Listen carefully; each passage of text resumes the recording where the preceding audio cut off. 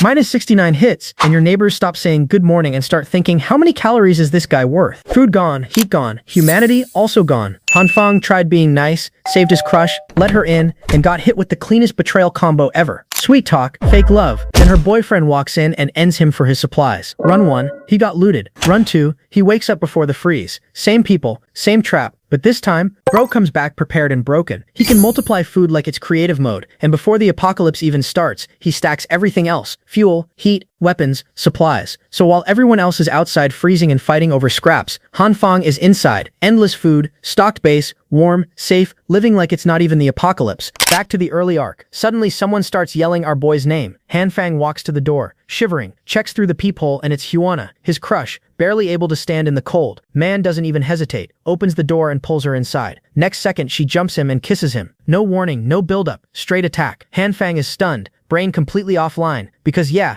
this is his crush. She keeps going, putting full effort into it, and he's just standing there like, what just happened? Then she confesses, says she always loved him, says after going through the apocalypse she realized he's someone who truly cares about people. And she doesn't stop there, grabs his hand, makes him feel her heartbeat, tells him she's ready to do anything with him. Straight emotional physical combo. Textbook setup. And our boy, yeah, he's falling for it. While he's busy imagining his life finally turning around, she presses even harder, literally rubbing her thigh between his legs, pushing him deeper into that trap. Now he's completely off balance emotionally, but even then he still tries to hold himself back, saying she means a lot to him, but this isn't the right situation for something like this. Bro tried, but Huan is not done. She tells him to close his eyes and just enjoy the moment. He listens, closes his eyes like an innocent kid about to receive happiness for the first time. And then, boom, first kiss turns into first death. Her boyfriend comes in and smashes his skull. No hesitation, no drama, just straight execution. Han Fang drops, blood everywhere, body twitching, and Huana, shocked, but not because she feels bad, just because she didn't expect it to be that brutal. Her boyfriend shuts that down immediately. No excuses. In this world, kindness is just loot waiting to be claimed. And that's exactly what they do. They celebrate finding his supplies. Meanwhile, Han Fang is lying there, drowning in his own blood, unable to move, watching the two of them enjoy the outcome. That's his final view. Betrayal fully delivered. So in that last moment, he makes it clear if he ever gets another chance, he's done being someone else's tool. No more nice guy, no more getting played. His consciousness fades. Darkness takes over. Then suddenly a warm light appears, pulling him in. For a second he thinks it's heaven, but nah, not that easy. His entire being gets torn apart in pain, like his soul is getting shredded piece by piece. Then he wakes up, in his bed, sweating, breathing, alive, and immediately confused, because a second ago he was dying. Now everything's normal. The world looks fine. No apocalypse. Sunlight feels warm, real warm, the kind he thought he'd never feel again. He waits, checks again, still normal. Then he looks at the calendar, June 28, and that's when it clicks. The apocalypse is supposed to start on July 15, meaning this isn't luck, this is regression. He's back, weeks before everything goes to hell. Same world, same timeline, but this time he knows exactly what's coming. Han Fang wakes up, and his face immediately shows that mix of shock, confusion, and what the hell just happened, because yeah, bro just died, and now he's back like nothing happened. But something's clearly off this time. His hand, specifically, won't stop glowing red. Not hurting, not burning, just glowing like it paid the electricity bill. He tries to shake it off, wave it around. Nothing changes. The feeling is warm, almost comfortable, which somehow makes it even weirder. At first he thinks maybe his brain is still glitching from dying, but then out of nowhere he sneezes, and boom, the same hand switches from red to bright green. Now the confusion levels go up instantly, because this isn't just a visual change. The energy feels different, and worse, he can't control it. The glow suddenly expands, gets stronger, and he's just standing there panicking like, yo, chill, except it's not chilling. Then just as randomly as it grew, it starts shrinking back down. But unlike the red glow, this green one clearly behaves different, unstable, unpredictable. He drops down to sit, and that's when it hits him. His body feels drained, like someone just pulled the battery out of him. So yeah, green glow equals energy gone. That part is not fun. Frustrated, he waves his hand again, trying to figure it out, and suddenly it clicks in his head. This is exactly like those power fantasy stories he reads. Reborn MC, weird ability, probably broken as hell. At least that's what he hopes. So naturally, genius move, he grabs a knife to test it, and nothing happens. No reaction, no glow interaction, just him standing there looking dumb with a knife like it's gonna unlock DLC. And to make it worse, his stomach starts growling because of that energy drain earlier. So now he's not only confused, he's hungry too. He checks the fridge empty. Completely empty. Great. Bro came back from death just to starve faster. Situation's getting worse, so he needs anything edible before he passes out again. Then he spots a jar of roasted soybeans. Not fancy, not exciting, but food is food. He He grabs one,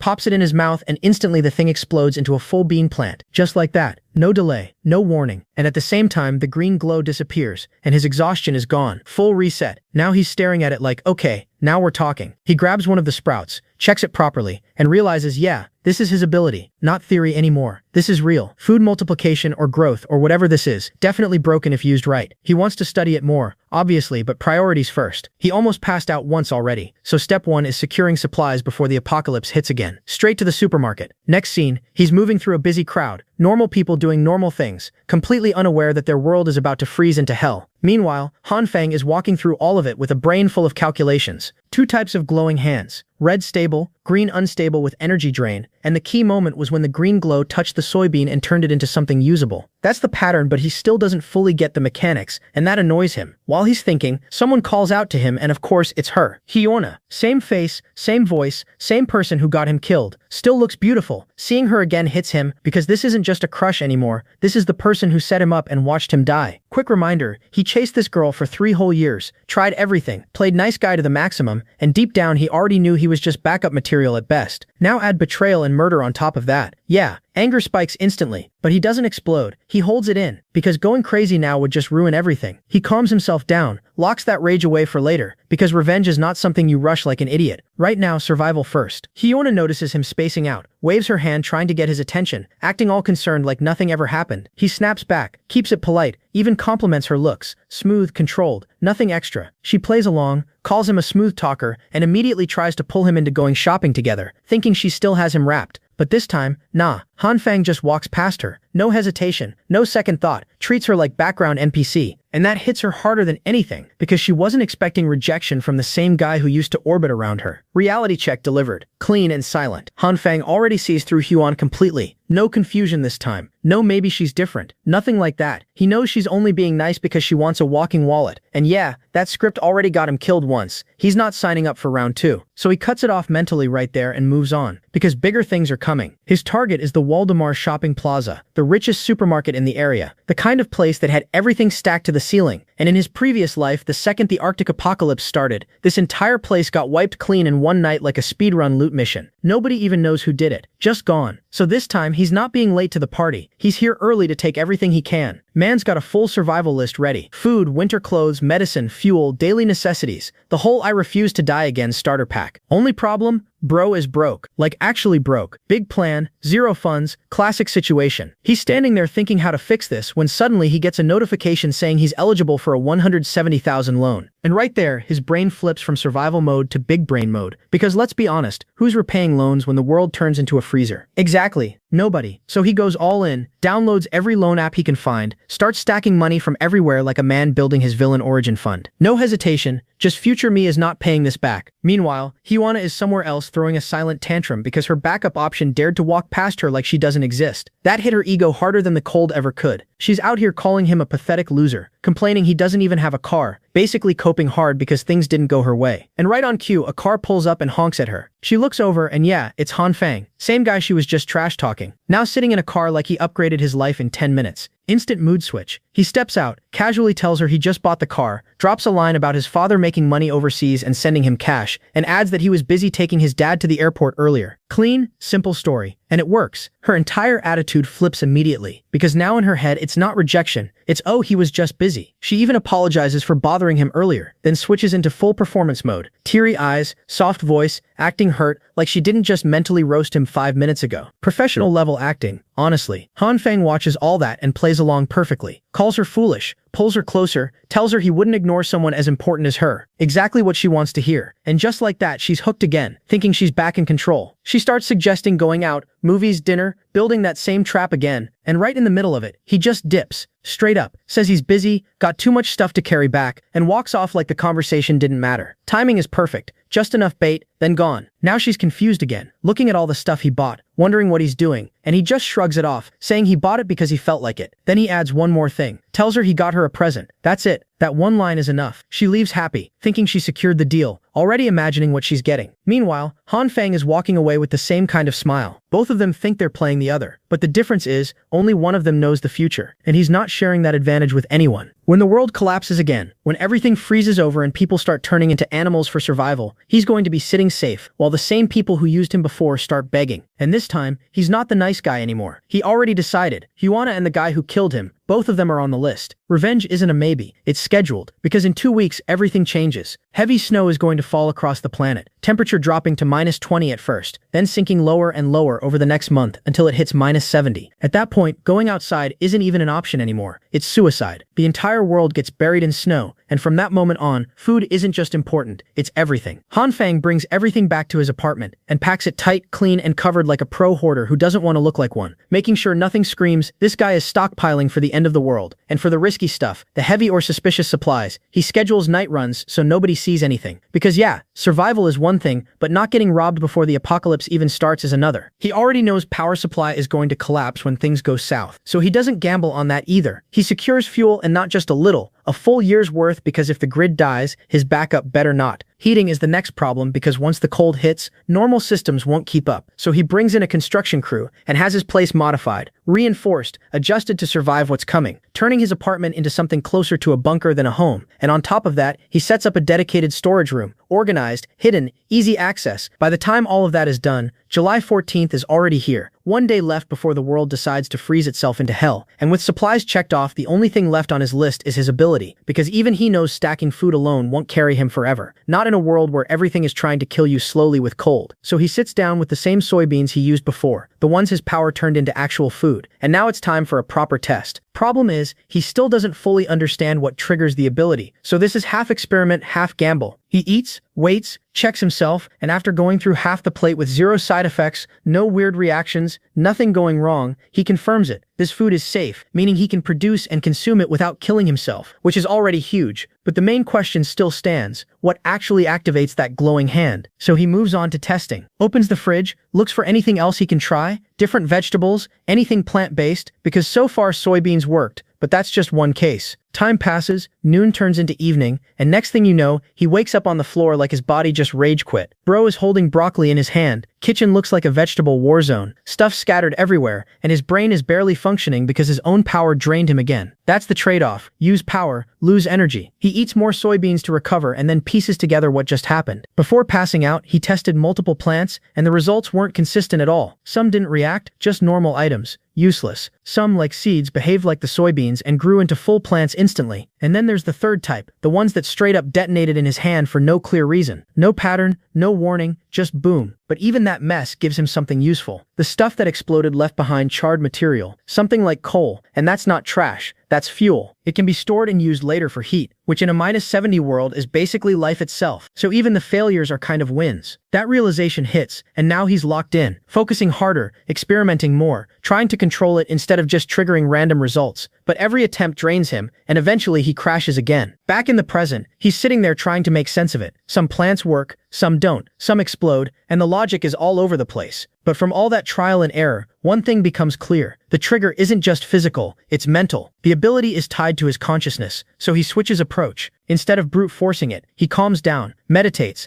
tries to connect his mind with the ability, imagines that whole becoming one with nature concept, syncing his thoughts with the power. And this time, it works. When he opens his eyes, the green glow is back, stable, controlled, exactly what he was aiming for. That confirms it. The power responds to his mental state, not just random activation. So naturally, next test he tries it on meat, because if this works, bro upgrades his entire diet instantly. But nope, nothing, no reaction, no glow effect, just dead meat staying dead meat. He tries focusing, pushing it, basically begging the ability to do something, and still nothing. That's when reality hits him again. If this doesn't change, he's stuck living off plants. Then he remembers something from earlier during meditation. 2 colors. Not just green, but red too. So far, he's only been using green, meaning there's still one part of his ability untouched. So this time, he closes his eyes trying to reach that second side of his ability. And this time, it actually responds. His hand lights up red. And the moment it touches the meat, the thing twists into a nasty spiky blob that barely even looks edible anymore. Immediate reaction, disgust. He tosses it away like it offended him personally. Then walks up again because yeah, ugly or not, this is still data. He pokes it, grabs it again, checks carefully, trying to understand what just happened. At first glance, it looks cooked, which makes him think maybe the red glow is just heat. But the more he looks, the more that idea falls apart. This isn't cooking, it's the opposite. The structure is breaking down, like the meat is going backwards into decay, and just like that, it clicks. Green speeds things up, pushes growth forward. Red drags things backward, breaks them down into disintegration. Now that's a combo worth testing. So he doesn't waste time, he brings both hands together with the meat, green and red at the same time, and boom, a yellow flash hits. When it settles, the meat is no longer that small piece, it's a bigger fresh slab, bigger than before. Clean, usable, but something's missing. The soybeans he had in his hand are gone, which means they didn't disappear, they merged, combined into the result. That's the trade. He checks the meat again, and yeah, it looks fresh, better than before, like it just came out of nowhere brand new. Now he's actually impressed. This isn't just survival anymore. This is control over resources. He tries again, aiming to repeat it cleanly, but this time it fails. Completely. Everything turns black. Result ruined. No control, no output. He slams his hands on the floor out of frustration. Because yeah, one success doesn't mean mastery. But he stops himself from spiraling. There's time. He's already learned a lot in one day. Green grows, red breaks, yellow combines. That's more than enough progress for now. He just needs control. If he masters this, he's not just surviving, he's dominating. Then reality taps him again. Food is great, but food doesn't stop people. And in an apocalypse, people are worse than the cold. So now he needs a weapon. Simple thought, but right as he's about to act on it, he notices it. The snowfall has already started. Same as last time. Heavy snow. Wrong season. July turning into winter overnight. That's the signal. The apocalypse has officially begun. But he doesn't stop. He knows once it hits -45, moving outside becomes a death sentence. So if he's getting a weapon, it has to be now. Problem is, guns are illegal, so it's not like he can just walk into a store and pick one up. While he's thinking, he notices a loudmouth nearby, some broccoli-haired clown yelling about how he's the younger brother of some big shot, using that typical "I've got connections" nonsense to win an argument. Han Fang recognizes him instantly. Same neighborhood, same annoying behavior. People even gave him a nickname, Homeless Joe. A guy who pretends to be important, always talking about deals and projects,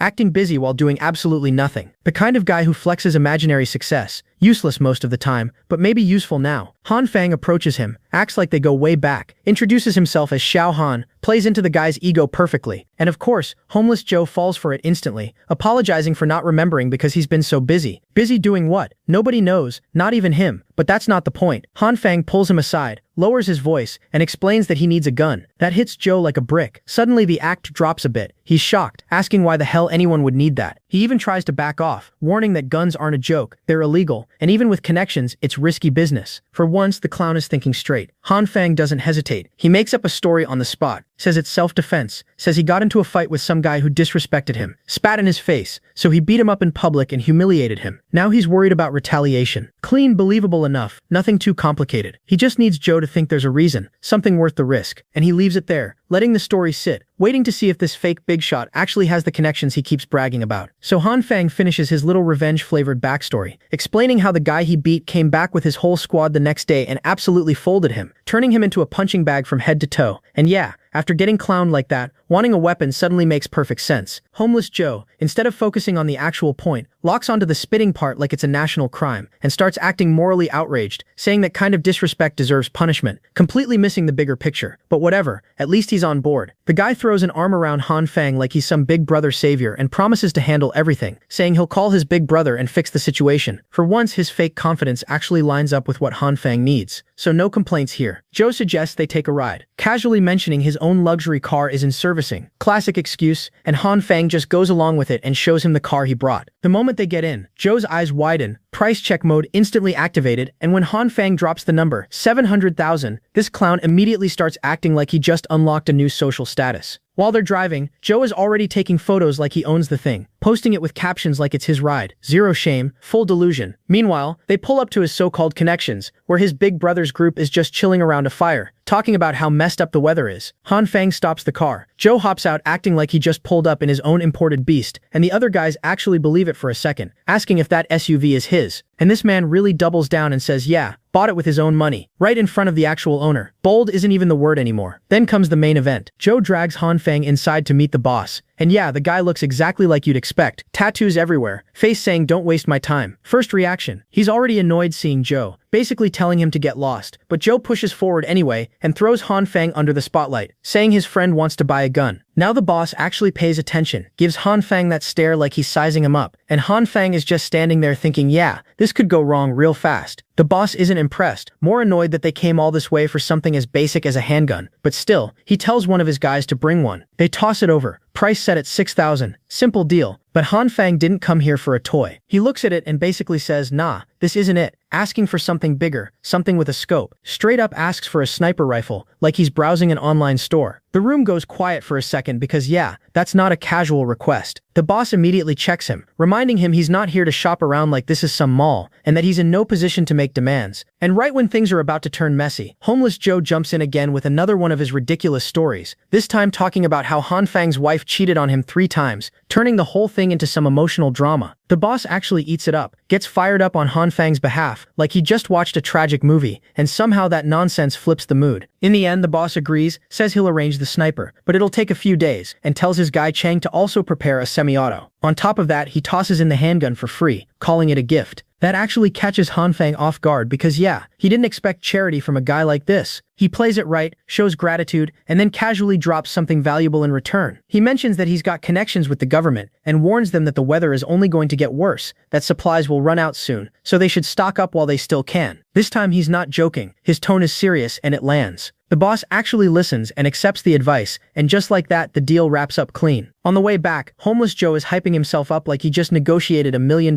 deal, talking about how he handled everything perfectly and how lucky it was that his brother was in a good mood today. Meanwhile, Han Fang just goes along with it, even offering to buy him cigarettes, because honestly, for once, this walking cap actually delivered something useful. Homeless Joe starts off acting like some generous saint, nodding along like, yeah bro, I got you. But the moment Han Fang mentions a reward, this man's morals immediately evaporate, and he casually asks for 8 cartons of cigarettes like he's negotiating a business merger instead of helping a guy with a broken leg. Priorities completely cooked. While Joe is busy calculating how many packs he can flex later, Han Fang is already mentally checking off his apocalypse list. Food, fuel, weapons, base, everything lined up. Only thing left is mastering his ability and fixing the food situation. Then it's smooth sailing, or at least that's what he thought, because karma clearly said not today. Mid-walk, bro suddenly slips right in front of Joe and hits the ground hard, and this isn't some light fall either. His leg is instantly done, pain shooting through him while he's just sitting there trying to process how his perfectly planned life just got sabotaged by gravity. He hands over the car keys, telling Joe to drive them to the hospital. Simple solution, except this genius quietly admits he doesn't even have a license. Of course he doesn't. So now instead of a smooth ride, it turns into a tragic buddy scene where Joe tries to support him like a broken shopping cart, and Han Fang immediately rejects that suffering and calls a taxi because he'd rather pay than experience whatever this is. Cut to the hospital, chaos everywhere, snow getting worse outside, people flooding in, and right at the center of it is the head nurse, Jin Yan, running the night shift like she's carrying the whole building on her back. She's watching the snow pile up while getting called left and right because the place is understaffed, and meanwhile Han Fang gets the confirmation he didn't want: fractured leg, 1 hour observation, meds after that. Perfect timing. Man prepared for the end of the world but got countered by a slippery floor. Joe, still playing businessman, dips out saying he's got deals to handle, leaving Han Fang alone with a busted leg and zero support. Classic. Now the hospital is packed, lines everywhere, people panicking because the weather is clearly not normal, and Han Fang is stuck waiting for meds like it's the last boss fight before discharge. That's when he spots Jin Yan working in the distance, moving between patients, checking pulses, handling everything like a pro, and yeah, bro gets distracted instantly. Young, kind, efficient, and somehow still calm in this mess. No wonder everyone relies on her. Han Fang just stands there watching, already impressed, because yeah, after everything he's been through, this is a very different kind of presence. Then an old man calls her over, complaining about back pain, and she responds politely, even though she's clearly overwhelmed, telling him it might take some time. But this guy isn't here for treatment, he's here being a creep. While she's focused on helping him, he sneaks a camera under her to take photos, and she doesn't even notice because she's actually doing her job properly. She promises to come back with an x-ray later, but this guy isn't done. He escalates and starts touching her, and she still thinks he's just a patient needing help. That's when things cross the line completely, and before he can continue, Han Fang launches his crutch straight into the guy's face.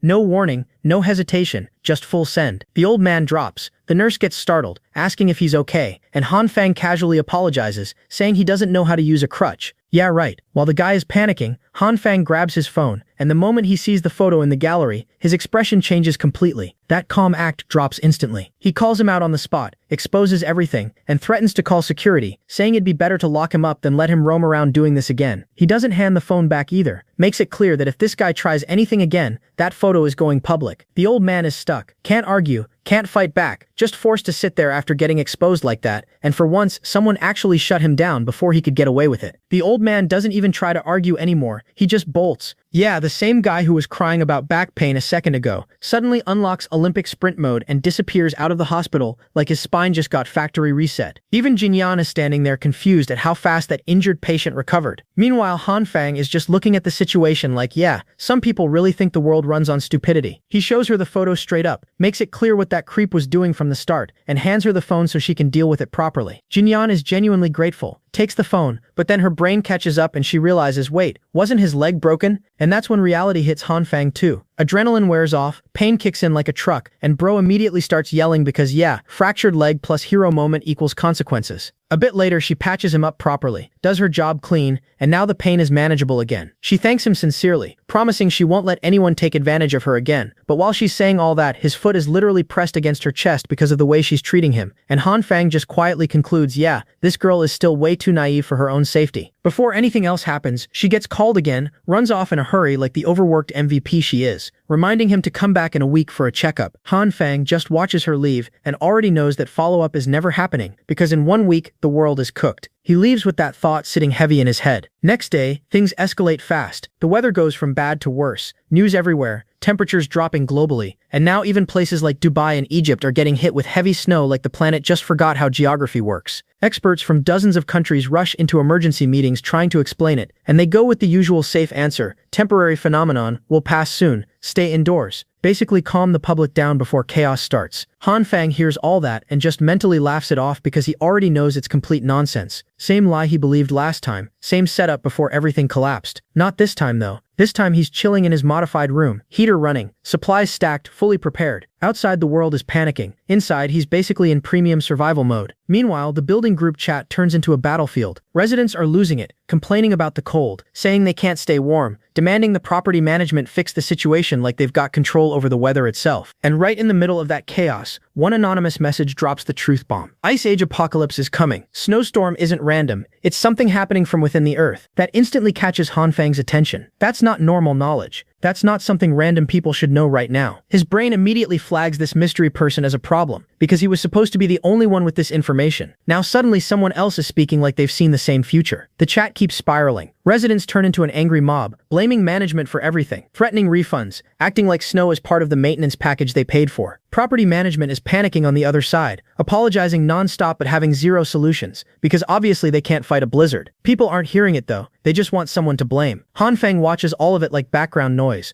already done with these pointless arguments. To him it's obvious, no one here understands what's coming. Then one guy, Jiang, steps in with actual common sense, telling everyone to calm down, saying they should help each other instead of making things worse, because natural disasters aren't something management can control. Finally, one person using their brain, but of course not everyone likes that, because when panic hits, logic is usually the first thing that dies. These residents don't just disagree with Jiang, they straight up jump him for it, acting like he committed a crime for using common sense. Instead of calming down, they start calling him out like he's siding with management, when the guy is literally just saying arguing won't melt snow. Jiang keeps trying to explain he's not taking sides, he's just being realistic, but logic and panic don't mix, and this crowd clearly chose panic. Their only goal is simple, clear the snow so they can go shopping, because starving isn't part of their life plan. Jiang still tries one last time, pointing out that even if they clear the entrance, the roads outside won't magically be usable, so walking might be the only option, since clearing paths is way easier than clearing entire roads. Basically, the only guy thinking ahead gets treated like a villain. Han Fang watches all this and instantly recognizes the wise speaker vibe. And yeah, his expression says it all. This isn't their first time crossing paths, and it clearly didn't end well. Then another guy jumps into the chat. No speeches, no philosophy, just straight facts. If you want food, get outside and start clearing it yourself, because talking isn't going to fix anything. Drops the message and logs off like a boss. That blunt attitude actually works better than logic, because now people start moving. Another guy volunteers, and slowly more residents join in, even the ones who clearly don't look built for snow labor. Survival finally beats ego. And of course Hihuna shows up. Han Fang sees her name and already knows something's off, because her suddenly volunteering isn't charity, it's strategy. And yeah, exactly that. She steps in looking helpful, but it's just bait. The moment guys see her out there, they start stepping up, doing the heavy work, while she conveniently participates from a safe distance. Classic move, maximum benefit, minimum effort. Han Fang logs off with that exact expression of yeah, she's still the same, because nothing about her has changed. Then she messages him, not because she cares, because she knows the old version of him would have folded instantly. She asks for food supplies, throwing in a seductive picture to push her luck, trying to play the same game again. Han Fang sees it, rates the effort mentally, but that's about it. Broken leg aside, even if he could move, he's not that guy anymore. So instead of playing along, he sends back a reply that hits her nerves directly, and it works. She's instantly irritated, the plan backfires, and for once she's the one annoyed. Quick recap hits. Third day since the blizzard started, temperatures already dropping hard, but it's still early stage. Heating still works, internet's still alive, so people are distracting themselves instead of preparing. Han Fang, same situation, physically stuck with a broken leg, mentally bored out of his mind. He's scrolling endlessly, trying to pass time, but even that gets old fast. He realizes real quick that isolation hits harder than expected, especially when you can't even move properly. Still, nothing else to do, so he keeps scrolling. Then something actually catches his attention. A news report about a guy with insane regeneration. Fell from the 15th floor, body completely wrecked, bones shattered, organs damaged, and yet he started healing on his own like nothing happened. That flips a switch in Han Fang's head. If abilities like that exist, maybe his can do more too. So he tries it, activates the green light, focuses on his broken leg, tries to heal it. Nothing. Tries again, still nothing. Same result every time. The ability just doesn't respond the way he wants. So he gives up for now, slumps back, disappointed because for a moment he thought he found a shortcut. Hours pass, scrolling continues, and eventually he drifts off to sleep. And then the dream hits. He's dressed in primitive clothes,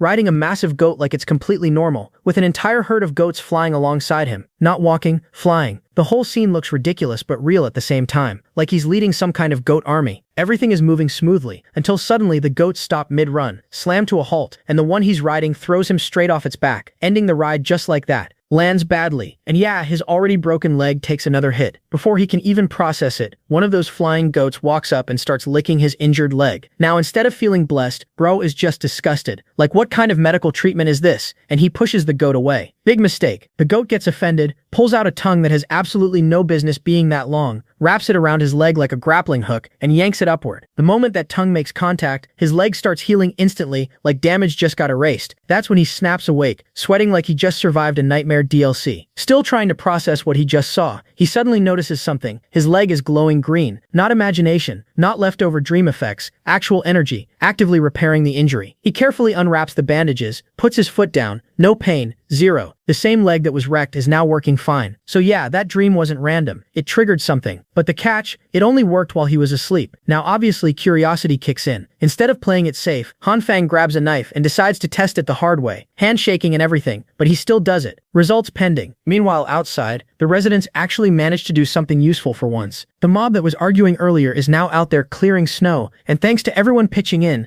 the path to the main gate is finally open. Credit goes to Jang for pushing the work together agenda, even if they roasted him earlier for it. He gives props to the old man who worked the hardest. The old man returns the praise to the twins, and everyone's playing nice for 5 minutes straight. Rare moment. Then Jinyan shows up, trying to walk through the snow and immediately struggling because yeah, hospital shift plus snow terrain isn't a good combo. The twins step in, help her up, then go right back to work like actual decent humans. Jang notices the snowfall getting worse, and tells everyone to hurry up, grab supplies, and get back fast before things escalate further. Right then, the old man remembers something and hesitates, but Jang pushes him to speak. So he drops a rumor. A few days ago, someone in the building was seen bringing in a truck full of supplies, acting like they were just moving in. Jang brushes it off at first. Sounds normal enough, but then comes the detail. Gas tanks and a fireplace. That's not normal moving behavior. That's someone preparing for something big. Suddenly it doesn't sound so casual anymore. Before they can dig deeper, the twins return and some random guy who was clearly eavesdropping jumps in. Curious as hell about this mysterious prepper. Instantly gets hit with a snowball by Jinyan for slacking instead of working. Jang steps in, shuts the chatter down, and tells everyone to move out since the path is clear. Jinyan's ready to head for supplies too, but the old man still isn't done. He asks Jang directly,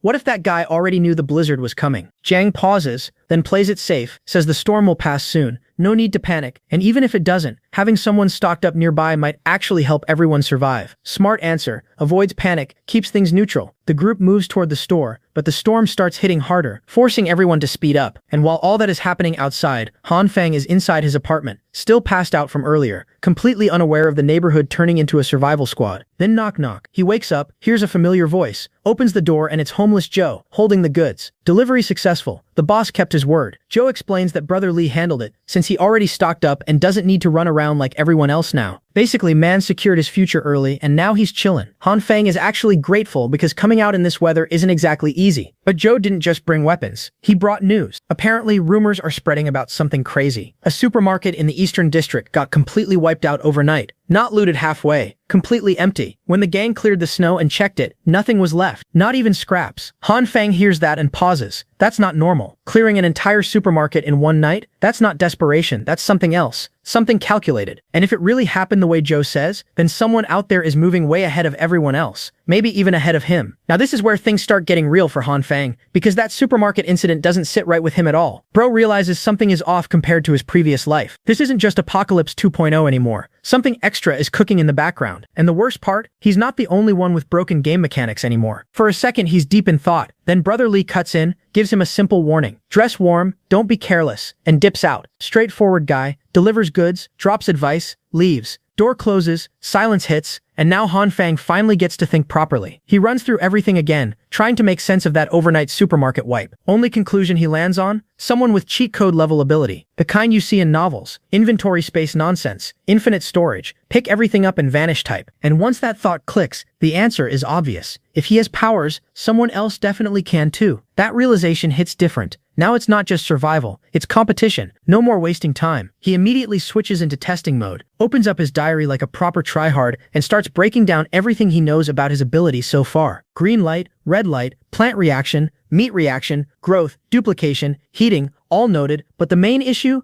This ability is inconsistent as hell. It works until it doesn't. Soybeans have like a 10% success rate. Meat, even worse. Basically RNG gameplay with real consequences. And right on cue, the power decides to embarrass him again. He activates it on a soybean. Boom. Instead of a plant, he gets a nasty green cloud and a useless stinky rock in his hand. Not even a cool failure, just straight garbage. At this point, yeah, frustration is building. This ability is powerful, but unreliable, and that's dangerous. So he locks in. No shortcuts, no whining, just practice. Hour after hour, testing, failing, repeating. Bro basically turns his apartment into a mini-lab. By evening, he finally gets a win. A proper soybean plant, fresh, alive, pods and everything. Clean success. But it wasn't easy. He's sweating like crazy, energy drained, but he finally cracked part of the system. And here's the key discovery. This ability isn't random. It's timing-based. The green energy isn't constant. Different items need different durations of exposure depending on their nutritional value. If you stop too early or go too long, you fail. And when you fail, you get that same burnt, useless rock. So basically, it's not just power, it's precision. And then it clicks for him. This isn't just power usage, it's like a rhythm game. You have to hit the exact timing window. Too slow, too fast. You lose. Perfect timing, success. Up, down, left, right. Except instead of buttons, it's energy flow and control. Catch the right moment, stop at the critical point, and boom, you get results. Now that he's got plants somewhat figured out, he moves on to meat, and instantly realizes this is a whole different level of pain. Same concept, but way harder. Mess up the timing even slightly, and instead of food, you get black sludge. Not even edible, just straight up cursed paste. Still, the principle should be the same, so he keeps trying, and keeps failing. Chicken leg after chicken leg, boom, gone. Explode, melt, turn into garbage, repeat. No progress, just failure stacking up. The process is way more sensitive than plants, and every attempt drains him more. At this point, it's just a cycle of trying, failing, resetting. Again, and eventually, yeah, his patience snaps. Han Fang is completely fed up, straight up yelling at his own ability like it personally betrayed him. Because this thing isn't just hard, it's disrespectfully hard. But quitting? Not happening. Outside, the snow keeps getting worse. Temperature dropping like the world is trying to uninstall itself. And inside, this guy is still grinding like it's a ranked match he refuses to lose. The kitchen is already a disaster zone. Failed attempts everywhere, but he keeps going. One last chicken leg left.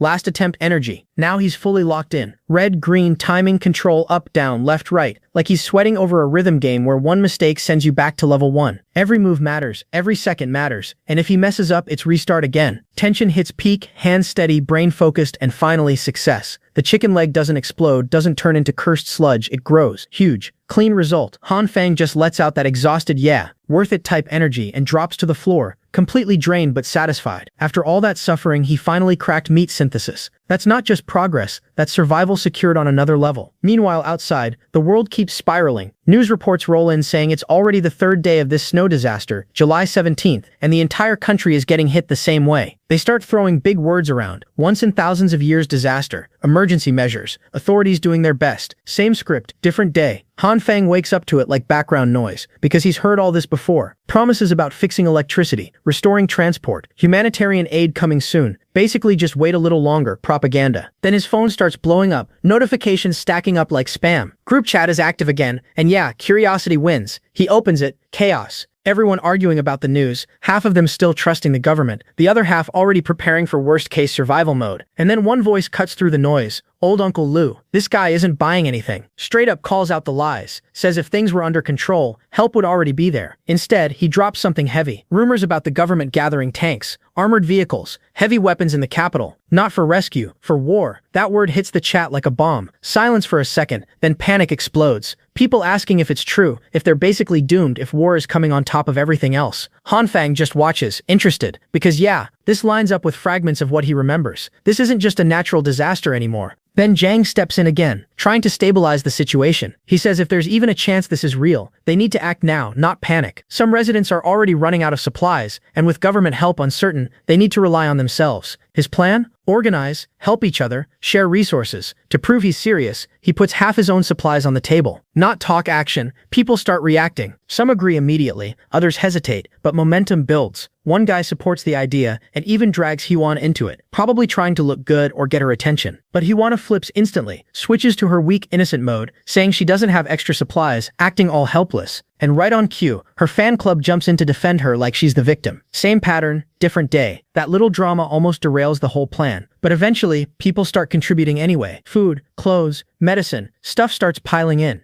Zhang thanks everyone, keeps it moving, and realizes they need structure, not chaos. Too many people, too many resources, so he suggests assigning certain residents to manage everything properly. So just like last time, Zhang smoothly puts himself at the top of this so-called emergency committee, acting like the savior of the building while setting up the perfect system to control who eats and who starves. Hanfang reads that announcement and immediately smirks, because yeah, he's seen this movie before. Same script, same fake hero energy, same ending, people getting robbed politely in the name of distribution. Fast forward, July 19th, 5th day of the apocalypse, and now the temperature has dropped to a clean -40. Not cold, disrespectfully cold. This is the day central heating finally gives up and dies, and suddenly everyone realizes they were living life on easy mode till yesterday. Now it's survival DLC. People start panicking, trying anything. Tiny fires, random setups, just to not freeze inside their own homes. And yeah, just like before, it's only getting worse from here. Meanwhile, Hanfang, living like a final boss. Failed experiments turned into charcoal fuel, fireplace running perfectly, table stacked with cola and strawberry cake like it's a normal evening. And this guy is chilling playing single-player games while the outside world is getting deleted. Priorities? Perfectly aligned. Of course, peace doesn't last. Phone rings. Some block leader on the other end, talking about we're clearing the roads in 20 minutes, need manpower in the basement. Bro really thinks this is a snow day, not an extinction event. Hanfang almost roasts him on the spot but holds back. No point making enemies yet. Low profile matters more than ego right now. So he sighs, gets up, and heads down. First look at the entrance and yeah, reality check hits everyone at once. The snow didn't just pile up, it sealed them in. Everything they cleared before, gone. Completely erased, like it never existed. Volunteers are already pissed, but still stubborn enough to try opening the door. They call Hanfang over. Everyone stacks up, pushes together, and the moment that door cracks open, the storm doesn't knock, it invades. Snow floods in like it owns the place, wind slicing through them, visibility gone, breathing feels illegal. Step outside and you're basically signing your own death certificate. Hanfang instantly regrets leaving his couch. This isn't go outside and help, this is go outside and disappear. Even the others finally get it. No hero complex survives that kind of cold. And right on cue, the king of bad decisions shows up. Brother Lee, aka Homeless Joe. Man walks in like he's about to solo the blizzard, starts calling everyone cowards, talking big like the storm is just a minor inconvenience. Meanwhile, everyone else is shivering, trying to explain basic survival logic to this guy. But nah, logic isn't invited today. He finishes his cigarette like it's his power-up, then charges straight into the snow like some low-budget anime protagonist, starts punching the snow, yelling, acting like he's unlocking some hidden ability. For a moment, dude actually digs a human-sized hole, and then silence. Next thing you hear, muffled cries for help from under the snow. Yeah, reality hit him harder than the storm did. They drag him out, face purple, body half frozen, looking like the boss fight ended before phase 1 even started. That's when everyone finally accepts it. This isn't something you brute force. Door gets shut immediately. No more hero plans. Hanfang walks over, checks on Brother Lee, not because he respects him, but because dead idiots bring trouble. Then he tells everyone to move to the basement car park, find whoever's in charge, and figure things out there. No point standing at the gate arguing with a blizzard that doesn't care. They head down, and compared to outside, the underground parking actually feels like a luxury zone. Not warm, but at least it's survivable. Above ground is hell. Down here, just the waiting room before things get worse. Down in the basement, Mr. Zhang is already in his natural habitat, center of the crowd. Calm face, soft voice, looking like the kind of guy people trust way too easily. Reports come in from the lobby, and he immediately decides the snow clearing operation is off for now, and just like that, he redirects everything toward the basement car park, turning it into the official donation and collection point. Smooth move, too smooth. Han Feng stays in the back, quiet, just watching, because yeah, first time seeing this guy in person, but he already knows exactly what kind of leader he is. Polite voice,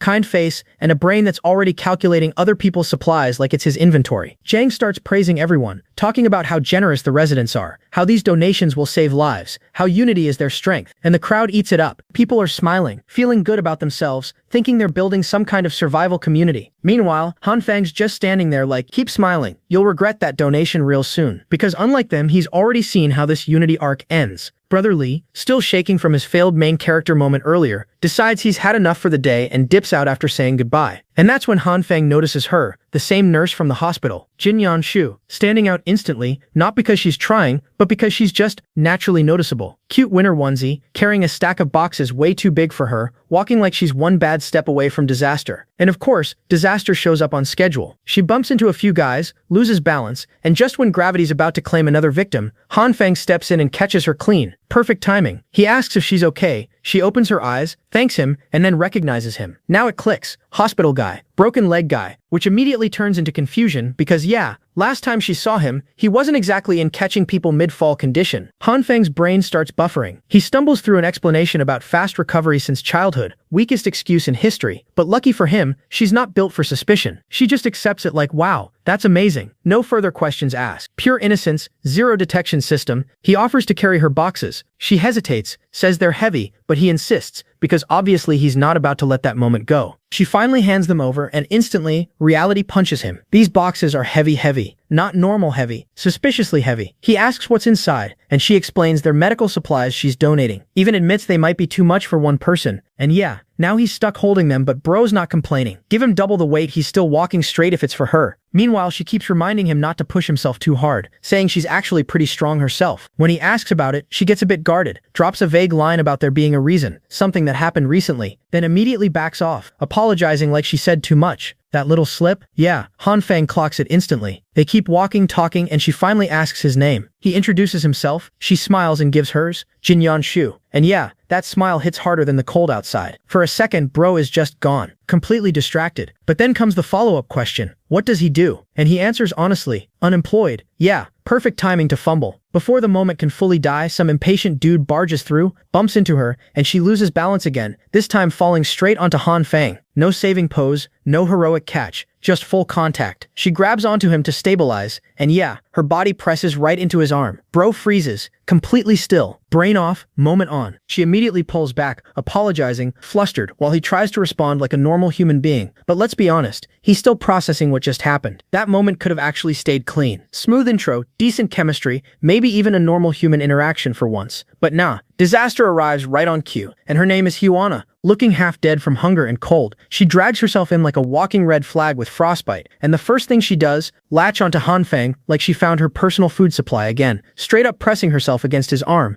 asking who the pink-haired girl is, like she just caught him cheating in a relationship that never existed. Ji-Hyun instantly senses the awkward energy spike and nopes out of the situation. She grabs the boxes back, says she just needs to log the supplies, and dips toward the donation area. And just like that, Han Feng watches a perfectly decent interaction walk away, while this parasite clings onto him again. He asks what she's even doing here, and she spins it instantly. Came for supplies, was worried about him, noticed he's been quiet. Bro scratches his head, plays along, says he was about to message her. She calls him out immediately, saying he looked pretty busy chatting with someone else. Then comes the real goal. Asks if he has extra food, says she's almost out. Classic, straight to business. And here's where Han Feng doesn't get mad. He smiles, because now he's the one playing. He tells her he doesn't have much either, but he could share, just not with people who ignore his messages. Then he steps closer, grabs her waist, and casually asks if she's willing to come stay with him for a few days. Smooth delivery but with a trap built in. That caught her off guard. For a second, she actually loses her composure, then immediately resets, pushes him away and switches back to her acting mode. Soft smile, controlled voice, says if he wants to talk, they can just do it online. Clean rejection, wrapped nicely. Han Feng doesn't push it, turns around like he's done, starts walking off. That's when desperation kicks in. She grabs him, stops him, starts talking about how he's changed, how she's always been serious, how she doesn't want people thinking she's using him for money, so she just needs time, full performance, puppy eyes included. And yeah, If this was his first life, he folds instantly. But this time, he's just watching the act, because he's already died once to this same script. Now he's not here to believe it, he's here to expose it. He thinks it through fast. No need to go hunting for her boyfriend. Last time she brought the guy to him herself, so this time he'll just let history repeat, but with better preparation. Back then, it was a steel bat. Now, he's got something way more convincing waiting, so instead of blowing things up, he backs off, laughs it off, says he was just joking. Now she's the one feeling awkward, thinking she overacted for nothing. He tells her he'll wait for her message and bring food tomorrow. Clean exit, both of them smiling, both of them lying. She walks away with that same ugly smirk creeping back onto her face, thinking she's still in control. What she doesn't realize, this time, she's the one getting played. And Han Fang, he enjoys it, quietly. 2 days pass, no message from him. Instead, her phone turns into a complaint factory. Angry texts, frustration, asking where her food is. Meanwhile, this guy is sitting comfortably, eating a hot steak with a drink like it's a normal dinner night, just watching her messages stack up. Honestly, nothing hits better than eating good food while watching someone who killed you in your past life slowly lose patience. And yeah, that food, that's not normal anymore. He finally figured out the method to produce actually good meat, not just edible, proper satisfying food. While everyone outside is freezing and starving, this guy is inside sweating in a bathrobe, living like the apocalypse forgot his address. But he's not just chilling, he's been testing non-stop. And now he confirms 2 key things. First, meat can't be expanded infinitely. There's a limit. Second, reproduction, that part has no cap. Same logic as the soybeans. Grow, split, reuse. Half for consumption, half for replication. And once he applies the red and green energy properly, the result is clean. Half a steak plus soybeans turns into a full piece again. So yeah, while everyone else is worrying about survival, Han Fang already solved food. And now, he's just waiting for everything else to catch up. Now that the method is locked in, Han Fang just loops the process like a cheat code. Half steak, soybeans, red and green energy, repeat. And yeah, that's basically unlimited food secured. After testing it again and again, he confirms it properly. Food is no longer a problem for him. Not survival food, actual good food. Meanwhile, the rest of the world is negotiating with starvation like it's a daily meeting. Fast forward to August 2nd, day 19 of this frozen nightmare, and the situation outside has officially gone insane. Even places that should never see snow are now buried under it. The islands near the equator, sitting at -42. Ocean freezing in real time like someone hit pause on nature. Ice layers thick enough to walk on. The kind of stuff that makes scientists look useless on live TV. Han Fang watches all this from his setup, sipping wine like it's a documentary, and just scoffs, because what they're showing, that's the toned-down version. Reality is worse. Then suddenly, boom, a loud explosion in the distance. He moves to the window, pulls the curtain, and spots a building burning. That's the 7th one in just a few days.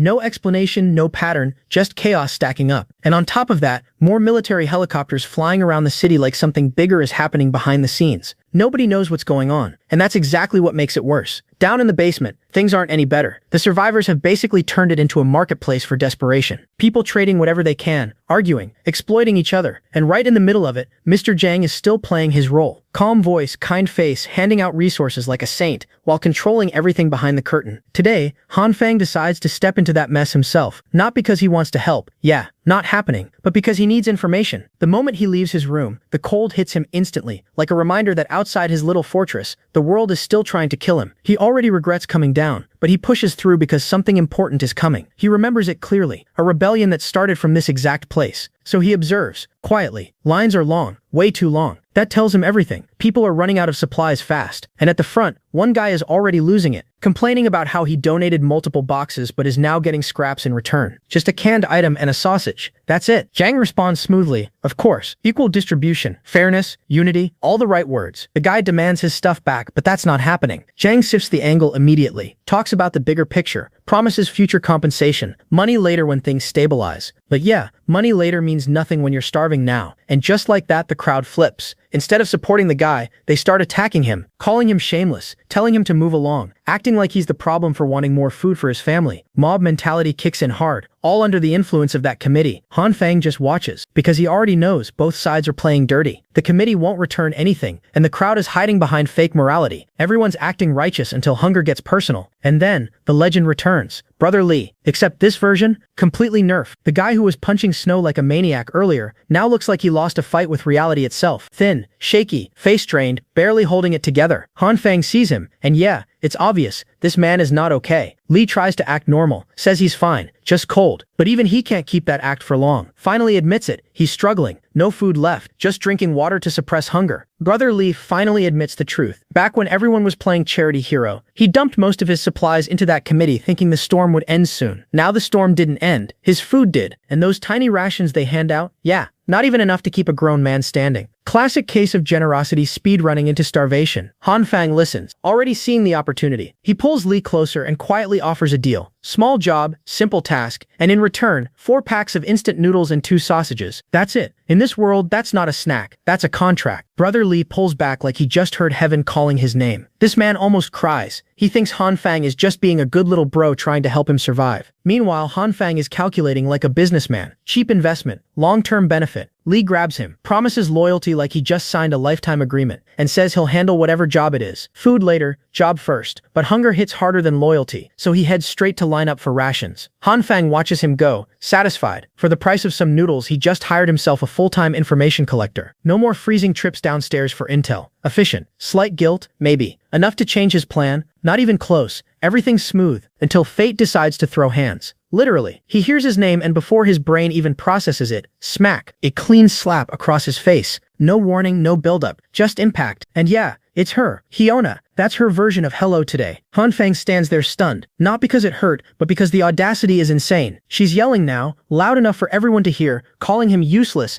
angry he didn't reply to her messages, making sure the whole basement audience gets the show. He just freezes for a second, because this is new. In his past life she used him. This time, she's publicly disrespecting him too, and she's doing it like she still owns him. Anger spikes instantly, fast, sharp, but he doesn't explode. He breathes, cold air fogging up and switches modes. Acting mode. He apologizes. Calm voice, serious face, tells her his supplies got stolen, says he left the food outside his door for a moment to grab keys, came back and everything was gone, claims he searched but found nothing. Clean story. She doesn't even question it properly, just switches focus immediately, asks if he still has food left. Not concern, not sympathy, just inventory check. He says yes, barely, enough for a few days if he eats once a day. And just like that her face changes. Again, back to sweet mode. Smiling, soft voice, acting like she cares, then drops the real line, suggests they split his remaining food, and survive together by eating one meal every 2 days. Yeah, that's not partnership, that's daylight robbery with emotions attached. Han Fang just looks at her internally done but externally smiling, because to her he's still the same tool. And he lets her believe it. He agrees, plays along perfectly, promises to share equally. Even when she pushes for the food right now, he delays it, says he needs time to pack. She buys it, smiles, says she'll wait tonight, leaves thinking she secured her survival plan. Han Fang waves her off politely, already planning something else entirely. Fast forward to evening, 8 p.m. She's already messaging him. No reply. 9:30 she's outside near his floor, waiting in the freezing hallway, shivering, alone, desperate. With the elevator dead after weeks of neglect, Hyuna doesn't even get the luxury of pretending if she wants that food she's climbing. No shortcuts, just stairs and regret. She swallows whatever pride she had left, and starts dragging herself up the staircase, step by step, already shivering before she even hits halfway. The cold is biting, her body's weak from days of barely eating, and every step feels like it's draining the last bit of energy she has. But desperation is a strong motivator. 16 floors? Yeah, for food she's doing it. By the time she's climbing higher, even the emergency lights decide to give up, leaving the upper floors dark and quiet in the worst way possible. The kind of silence that makes every little sound feel suspicious. Then she hears something, stops, nervous, calls out, asking who's there. Answer comes flying. A black plastic bag drops straight down from above, aimed perfectly at her head. She freezes. No reaction, no dodge, just standing there waiting for impact like her brain lagged. The bag hits, loud and right on cue the lights flicker back on. White dust bursts everywhere, filling the stairwell. She's covered, head to toe in flour, and right in front of her, Han Fang, casual as ever. He claims he just woke up, rushed down after seeing her messages, and when the lights went out, he accidentally dropped the flour bag. Total accident. Absolutely believable. Completely fake. She's standing there, covered in flour, cold, disgusted, barely holding her expression together as that sweet mask starts cracking for a second. Meanwhile, Han Fang is internally enjoying every second of it. This wasn't an accident. This was scheduled, and he's not done. He lifts another plastic bag and tells her he packed up his remaining food for her. She checks inside, and yeah, it's trash. Moldy food, rotten meat, stuff that looks like it should have been thrown away days ago. Straight garbage. Han Fang scratches his head, acting clueless, saying he worked hard to keep these leftovers. Then flips it instantly, acts offended, tells her to give it back if she doesn't want it. Now she's stuck, because starving hits harder than pride ever will. She grabs the bag back fast, says she wants it. Han Fang just looks at her, really looks this time. The same girl he used to chase, the one he thought was untouchable, standing here covered in flour, digging through rotten food like it's treasure. She doesn't even pretend anymore. Starts rummaging through the bag right there, looking for anything edible. Even grabs the leftover flour like she just hit jackpot. Same flour she got blasted with a minute ago. No thanks, no goodbye, just turns and leaves. Han Feng doesn't care. That garbage bag, that's not kindness, that's payback. And if it messes up her stomach for a few days, even better. Showering in this cold? Not happening. She's walking around like that for a while. He heads back satisfied, but then something feels off. Subtle. Movement. Behind him. He doesn't react immediately. Just keeps walking like nothing's wrong. Reaches his door, and then perfect timing, he turns the tables. Slips behind the door, waits, and the moment the shadow follows, he grabs them hard and slams them down. Straight aggression, ready to throw a punch, then stops, because it's not who he expected. It's a girl. Messy hair, half-asleep expression, thick glasses, just staring at him like her brain hasn't even loaded the situation yet. No panic, no scream, just blank. Han Feng pauses, confused now. A stalker, sure, but not the kind he imagined. She doesn't say anything, doesn't react, just looks at him. Now he's curious, because someone following him at this hour isn't random, and silence like that, that's not normal either. So yeah, if she won't talk, he's going to make her. Han Feng tries the direct route first, threatens her, tells her he'll strip her coat off right there in the freezing cold if she keeps playing mute. Harsh but effective, not even close. The girl doesn't flinch, doesn't panic, doesn't even blink differently. At that point, he's done entertaining it. No reaction. Waste of time. So he lets her go with a warning, basically telling her next time she won't get this kind of mercy if she keeps spying on him. Simple. End of interaction. Or at least, that's what he thinks. He turns to leave, and suddenly feels a tug on his sleeve. Yeah, she's not done. He looks back, confused now. This girl hasn't said a single word, but she's grabbing him like she's got unfinished business. Still silent, still staring. Han Feng tells her to stop that creepy staring and either speak or leave, but again, nothing. No defense. Instead, she just points somewhere and starts pulling him along. Now even he gets it. She's trying to show him something, so he follows. They reach her room, and the moment he steps inside, the difference hits instantly. Warm, bright, comfortable, completely disconnected from the frozen hell outside. Han Feng pauses for a second, genuinely caught off guard. Then he looks around. Boxes, everywhere, stacked supplies filling the space. Sure, some are empty and there's trash scattered around, but that's not the point. The point is, she has this much left, weeks into the apocalypse. That's not luck, that's preparation. And now Han Feng's thinking the same thing. This quiet, expressionless girl, she might not be as random as she looks.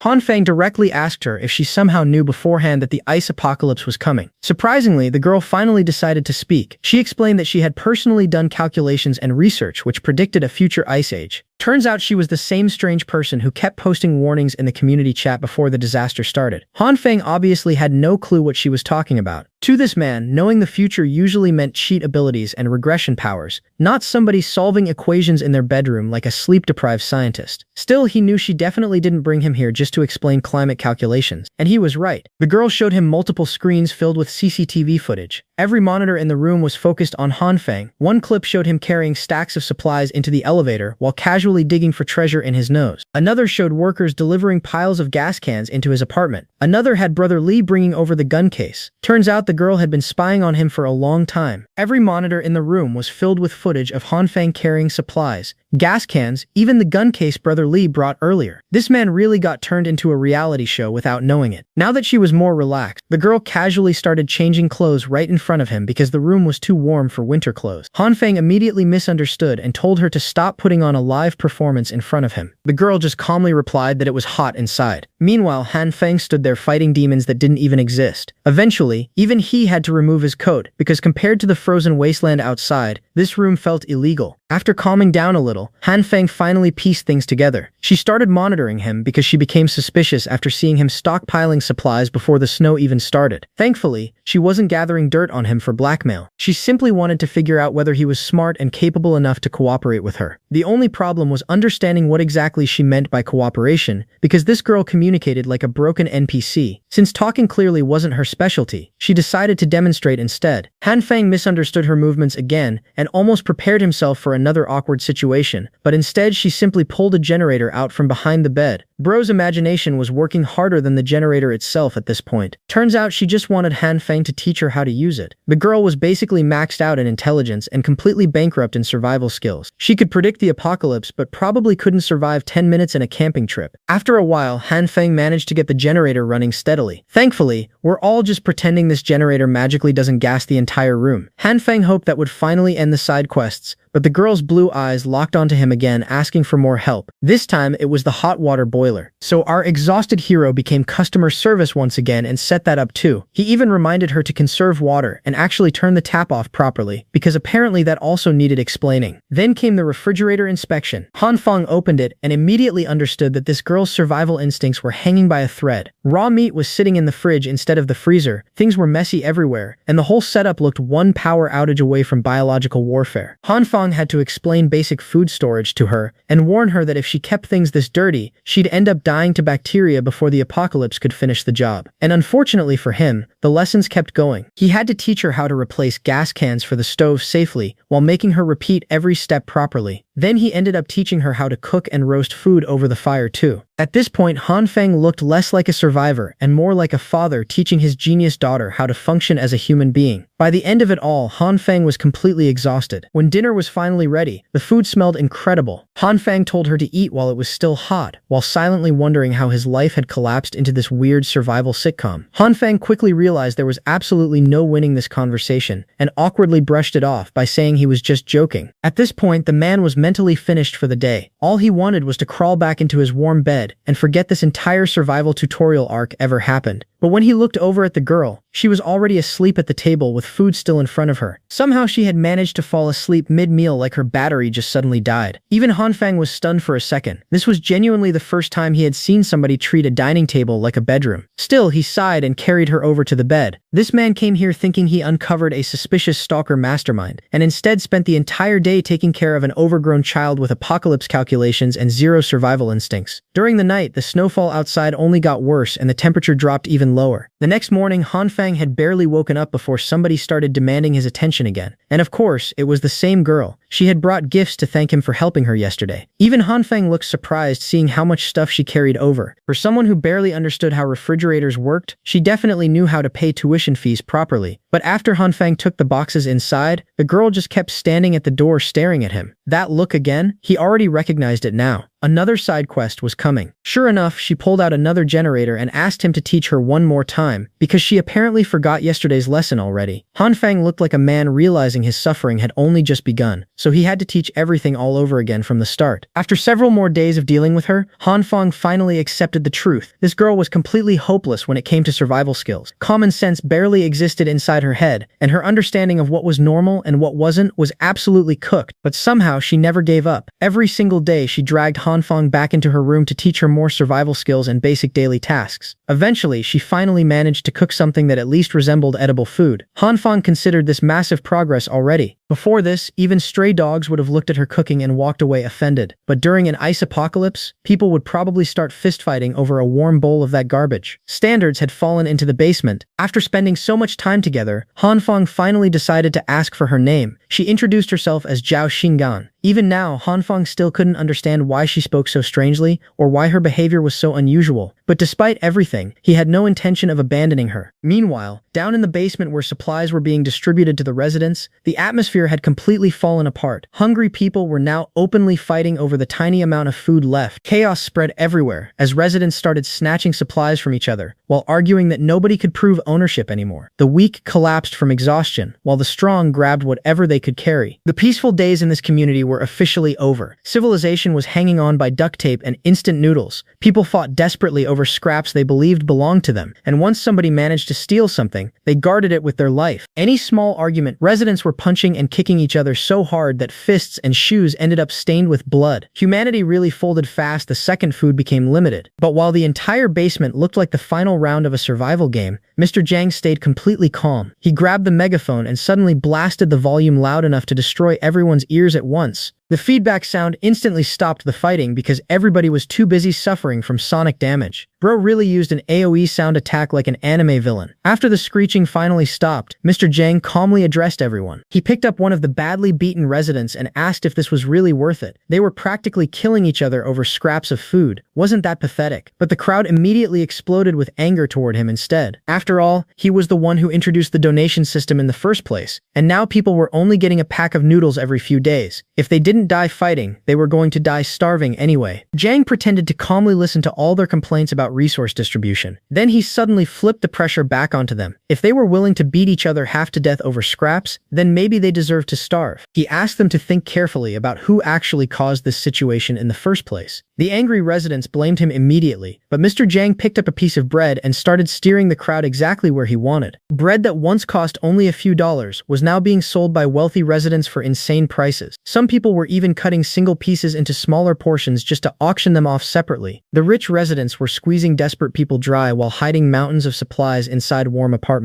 Meanwhile, the starving people in the basement had already run out of money, resources, and options a long time ago. Yet instead of turning their anger toward the people hoarding food upstairs, they were down here destroying each other over leftovers, while the elites sat comfortably protecting their stockpiles. Jiang's words slowly started shifting the crowd's anger away from each other and toward a brand new target. According to Mr. Jiang, the real problem wasn't the starving people down in the basement. It was the rich residents upstairs hoarding supplies and raising prices like final bosses in a capitalism simulator. Those people were the ones selling bread for insane amounts while everyone else fought over crumbs. Mr. Jiang asked the crowd if any of that sounded fair, and the moment he realized the crowd was fully swallowing every word, he pushed even harder. He told everyone to stop fighting among themselves and unite to take back the resources that should belong to everybody. The hungry residents immediately started convincing themselves that they were the real victims here. Why were the wealthy residents eating comfortably while everyone else was starving to death downstairs? Mr. Jiang quietly watched the anger spread exactly where he wanted it to. He barely had to do anything anymore. The hatred was already growing on its own. The starving residents slowly convinced themselves that they weren't stealing. They were simply reclaiming what belonged to them. Honestly, one speech later and the basement turned into a revolution starter pack. While the chaos kept building, Brother Lee stood nearby watching everything carefully. Out of everyone there, he was practically the only person who could see through Mr. Jiang's performance. The crowd had already lost their minds, and Brother Lee immediately realized something huge was about to happen. So he hurried to warn Han Fang before things exploded completely. Meanwhile, Han Fang was peacefully lounging around in his apartment, pretending to read a book while actually half asleep. Bro was fake reading professionally. Then suddenly his phone rang and woke him up. It was Brother Lee warning him about the disaster brewing in the basement. According to the messages, Mr. Jiang's non-stop incitement had finally pushed the crowd over the edge. The residents were now organizing raids to seize supplies from everyone else in the building. They were already going door to door, prying locks open, and carrying weapons and tools with them. These weren't desperate survivors anymore. This was basically a loot goblin army with anger issues. Brother Lee warned Han Fang to stay hidden and avoid confronting these lunatics directly. Han Fang could only hope Brother Lee himself stayed safe out there too. Even Han Fang didn't expect things to escalate this badly. Sure, he bought guns beforehand for emergencies, but actually using them against another human being was a completely different matter. The thought alone made him uneasy. And if those raiders ever discovered how many supplies he really had hidden inside his apartment, they would absolutely lose their minds trying to get to him. These people would strip his place cleaner than a supermarket shelf during a panic sale. Han Fang immediately realized he needed to prepare for the worst-case scenario. So he went into the storage room and grabbed wires, tools, and several fire extinguishers before crudely rigging his front door with exposed live wires connected to the doorknob. The setup looked janky as hell, but desperate times create dangerous electricians. After finishing the trap, Han Fang slowly stretched the wire across the floor while trying to test everything properly. But before he could finish, the entire building suddenly lost power. Then it became obvious the blackout wasn't limited to one apartment. Every building in the surrounding area had gone dark at the exact same time. Residents tried contacting management, but those people had basically vanished long ago. Han Fang quickly figured out what happened. The worsening snowstorm combined with everyone overloading the electrical grid trying to stay warm had finally pushed the system past its limit. And with the roads buried under snow and temperatures turning deadly, maintenance crews weren't fixing anything anytime soon. The worst part was that Han Fang immediately understood this blackout might be permanent. No electricity, no signals, no outside communication. Once people realized the power wasn't coming back, panic would spread even faster. And panic inside a starving frozen apartment complex? Yeah, civilization was about to uninstall itself completely. Meanwhile, about 30 minutes before the blackout, Hyuna was busy stuffing noodles into her mouth while sitting comfortably beside her newest benefactor. This rich blonde clown proudly bragged about how he bought supplies earlier at 50 times the normal market price, while desperate people sold everything just to survive. According to him, he only spent around $500,000 to stockpile all these resources. Then he started auctioning food piece by piece, while poor residents fought over scraps like pigeons in a parking lot. Bro really turned the apocalypse into a business seminar. The rich bastard smugly ran his hand across Hyona's face and asked if she thought she made the right decision choosing him. And naturally, the witch smiled sweetly and nodded. As long as somebody had resources, she'd happily switch teams faster than a survival game trader. Meanwhile, Blondie was already imagining he owned her just because he had food and money. Absolute clown behavior, but their cozy little villain meeting got interrupted by the sound of heavy footsteps rushing through the hallway outside. The basement residents had arrived carrying tools and weapons to break doors open in the middle of the night, and Blondie quickly overheard something terrifying. He was being specifically targeted because of his role in driving up prices inside the group chat. A few seconds later, the raiders started slamming and kicking his apartment door repeatedly, trying to force their way inside. Suddenly, all that money and all those supplies didn't look nearly as comforting anymore. Blondie stood there frozen, completely unsure what to do, while the angry crowd outside kept smashing against the door harder and harder. Mr. Zhang's little basement revolution had officially gone full monkey mode. The snowstorm outside kept raging harder and harder while the entire apartment complex slowly transformed into a frozen riot simulator. Meanwhile, inside Hanfang's apartment, the floor was covered with wires, tools, supplies, and enough random junk to make the place look like a failed engineering project. Bro was basically filming Home Alone Apocalypse Edition by himself. Hanfang kept trying to finish his electric trap on the front door, but every time he tested it, the reading showed no current running through the wires. He stared at the thing like it personally betrayed him. Then out of nowhere, the badly tied wires suddenly sparked, exploded, and caught fire. Looks like the power decided to come back at the worst possible second. Hanfang got blasted by the smoke and immediately started coughing while scrambling to put the fire out. Even after all that, he still had no clue what he was doing wrong. If the internet still existed, Bro would have searched how to build murder door for dummies and finished this in 5 minutes. Then suddenly someone started knocking on the door before he could even finish the trap. Hanfang instantly froze and carefully peeked through the peephole. He couldn't see the face properly, but the tiny height and messy hair gave it away immediately. It was Zhao Xingan again. She stood there with the same emotionless face, asking for help like this was perfect timing. Meanwhile, Hanfang was literally one loose wire away from electrocuting himself to death. But the moment he grabbed the doorknob, memories from his previous life hit him again. The witch betrayal, the ambush, getting folded by lunatics. Bro immediately got paranoid and slowly pulled his hand away from the lock. Instead of opening up, Hanfang warned her through the door that raiders were already breaking into apartments and stealing supplies. He told her to hurry back home because he wasn't opening the door for anyone. Zhao Xingan just stood there silently in the freezing hallway while the building echoed with distant yelling and banging noises. Then suddenly she started pounding on the door even harder. When Hanfang still refused to open it, she simply sat down on the cold floor outside his apartment and started shivering. Honestly, this girl operated on pure NPC logic sometime. Meanwhile, the raiders were already reaching the 18th floor. They weren't checking who lived there or asking questions anymore. Their entire strategy was basically, kick door first, think later. Two rough-looking men walked down the hallway celebrating that they were the first ones there and immediately started dividing apartments between themselves like loot goblins, splitting dungeon rewards. And of course, Hanfang's apartment was the closest target. One of the raiders walked straight to the door with a crowbar and started smashing at it while pretending to be someone delivering supplies. Absolute clown acting. Inside the apartment, Hanfang immediately yanked Zhao Xingan in and covered her mouth tightly so she wouldn't make a sound. Since nobody answered the door, the raiders stopped pretending and started forcing the lock with the crowbar. Hanfang quietly reassured her that those idiots weren't getting through his reinforced door anytime soon. Hearing that, she finally calmed down a little. The raiders kept rattling the handle over and over, trying to force it open, but the reinforced iron door didn't even care. After struggling for a while and getting nowhere, the raiders eventually marked the apartment and moved on to easier targets. And honestly, thank God Hanfang installed that absurdly reinforced setup. The iron plates around the frame were so thick even the contractor got confused when installing them. Hanfang almost started admiring his own genius until he realized he was still covering Zhao Xingan's mouth like he kidnapped her himself. Bro was so scared of making noise he forgot basic human interaction. After he finally let go, Zhao Xingan quietly thanked him for letting her in before the raiders noticed her outside. The two waited silently for a few more minutes until the hallway finally became quiet again. The second the danger passed, Hanfang instantly went back to fixing the electric trap. If he could make this thing work properly, the next idiot touching his doorknob was about to meet electricity personally. Zhao Xingan watched curiously and asked what he was doing. Hanfang proudly explained that it was an anti-intruder electrocution device, then immediately hit her with the classic condescending line, saying she wouldn't understand even if he explained it. Which was hilarious because this man barely understood it himself. But turns out the quiet little stalker girl was actually cracked when it came to electronics and anti-theft systems. Voltage differences, wiring, power flow, all of this was basic stuff for her. Meanwhile, Hanfang had been fighting wires like they were final bosses. So Zhao Xinggan calmly started coaching him from the side step by step. She told him to shut off the power first, wrap the exposed wire carefully around the handle, then connect the next wire from the circuit box properly before restoring power. Han Feng followed her instructions exactly this time instead of freelancing like a disaster mechanic. And finally, when he tested the handle again, the voltage meter instantly shot up with a strong electric reading. The trap was finally live. Han Feng looked at the result, completely stunned. Bro spent hours failing alone just for the silent girl to fix it in 5 minutes. When Han Feng asked how she even knew all this electrical engineering nonsense, Zhao Xinggan answered with the most Zhao Xinggan sentence possible. She calmly said the true eye of the evil king could see the truth of everything in the world. Bro asked for wiring advice and got anime lore instead. Since she helped finish the Death Doorknob project, Han Feng asked what exactly she needed in return. The girl didn't even bother explaining properly. She just walked over to the couch, dumped the contents of her backpack all over it like she was unpacking after moving in, then casually announced that the true eye of the evil king would be staying here from now on. Han Feng's brain genuinely stopped processing for a second. This girl invited herself into his apartment with the confidence of someone paying rent. He immediately started panicking and told her to go back to her own room because there was absolutely no way she was living here. But while freaking out, Han Feng accidentally tripped over the mess of wires spread across the floor. He stumbled forward, flailed around for balance for a few seconds, then crashed straight toward the coffee table. Except, the impact never came. The table that was solid a second ago had suddenly turned soft like clay. Han Feng stared at it in confusion while a weird purple glow danced around his hands. Even the toolbox nearby looked warped and squishy where the light touched it. He grabbed a hammer to test it, and the metal head literally bent in on itself like warm candy. Bro waved it around once and the thing lost its shape completely. At that point, Han Feng finally realized the purple light was somehow softening everything it touched. Meanwhile, Zhao Xinggan watched this entire thing happen with the exact same blank face she always had. No screaming, no shock, no reaction. This girl watched reality bend in front of her and looked mildly interested at best. Han Feng got so distracted testing the power he almost forgot she was still standing there staring at him like an SCP observer. Then suddenly her eyes lit up and she declared that Han Feng had been chosen as an emissary of the true eye of the evil king. Bro unlocked superpowers and immediately got recruited into a fake anime cult. Han Feng quickly decided it was smarter to play along instead of explaining anything. This girl already operated on another frequency entirely, so he just accepted the role of chosen subordinate and nodded along like any exhausted man dealing with chaos. As fellow emissaries, apparently, Zhao Xingyan proposed that they should cooperate from now on. And by cooperate, she obviously meant sharing Han Feng's apartment permanently. Before he could even reject her again, she was already walking toward one of the rooms like she owned property rights in the Evil King headquarters. Han Feng didn't even get a vote in the discussion. At that point, he decided figuring out the purple power was way more important than arguing with this socially broken genius. From what he could tell, the purple light softened objects, meaning he probably had more abilities than just the green light he already discovered. Bro was slowly collecting infinity stones inside his apartment. Thinking back carefully, Han Feng realized the ability activated when he tripped and desperately wanted to avoid smashing into the table, so he tried recreating that exact feeling. After concentrating for a while, the purple glow finally appeared around his hands again. Now that he could summon it properly, Han Feng started testing it on everything nearby. First the wires, then random tools, then a kitchen knife. The moment the purple light wrapped around the blade, the steel started turning soft instantly. The knife became so squishy it folded around his fingers like rubber jelly. And after that, Bro went completely scientist mode. Wood, metal, plastic, household junk, everything started getting tested. Every material he tried became softer the longer the purple light stayed on it. That was the only effect though. No explosions, no extra transformations, just turning objects into mush. By itself, the ability honestly felt kinda useless. Han Feng even started looking disappointed. Then suddenly another idea hit him. Since he already had the green light and the purple light, what if he combined them together? Now Bro started cooking for real. Han Feng quickly got used to merging both lights at the same time. He grabbed the melted-looking kitchen knife, coated it with both the purple and green energy together, then screamed, "Bankai!"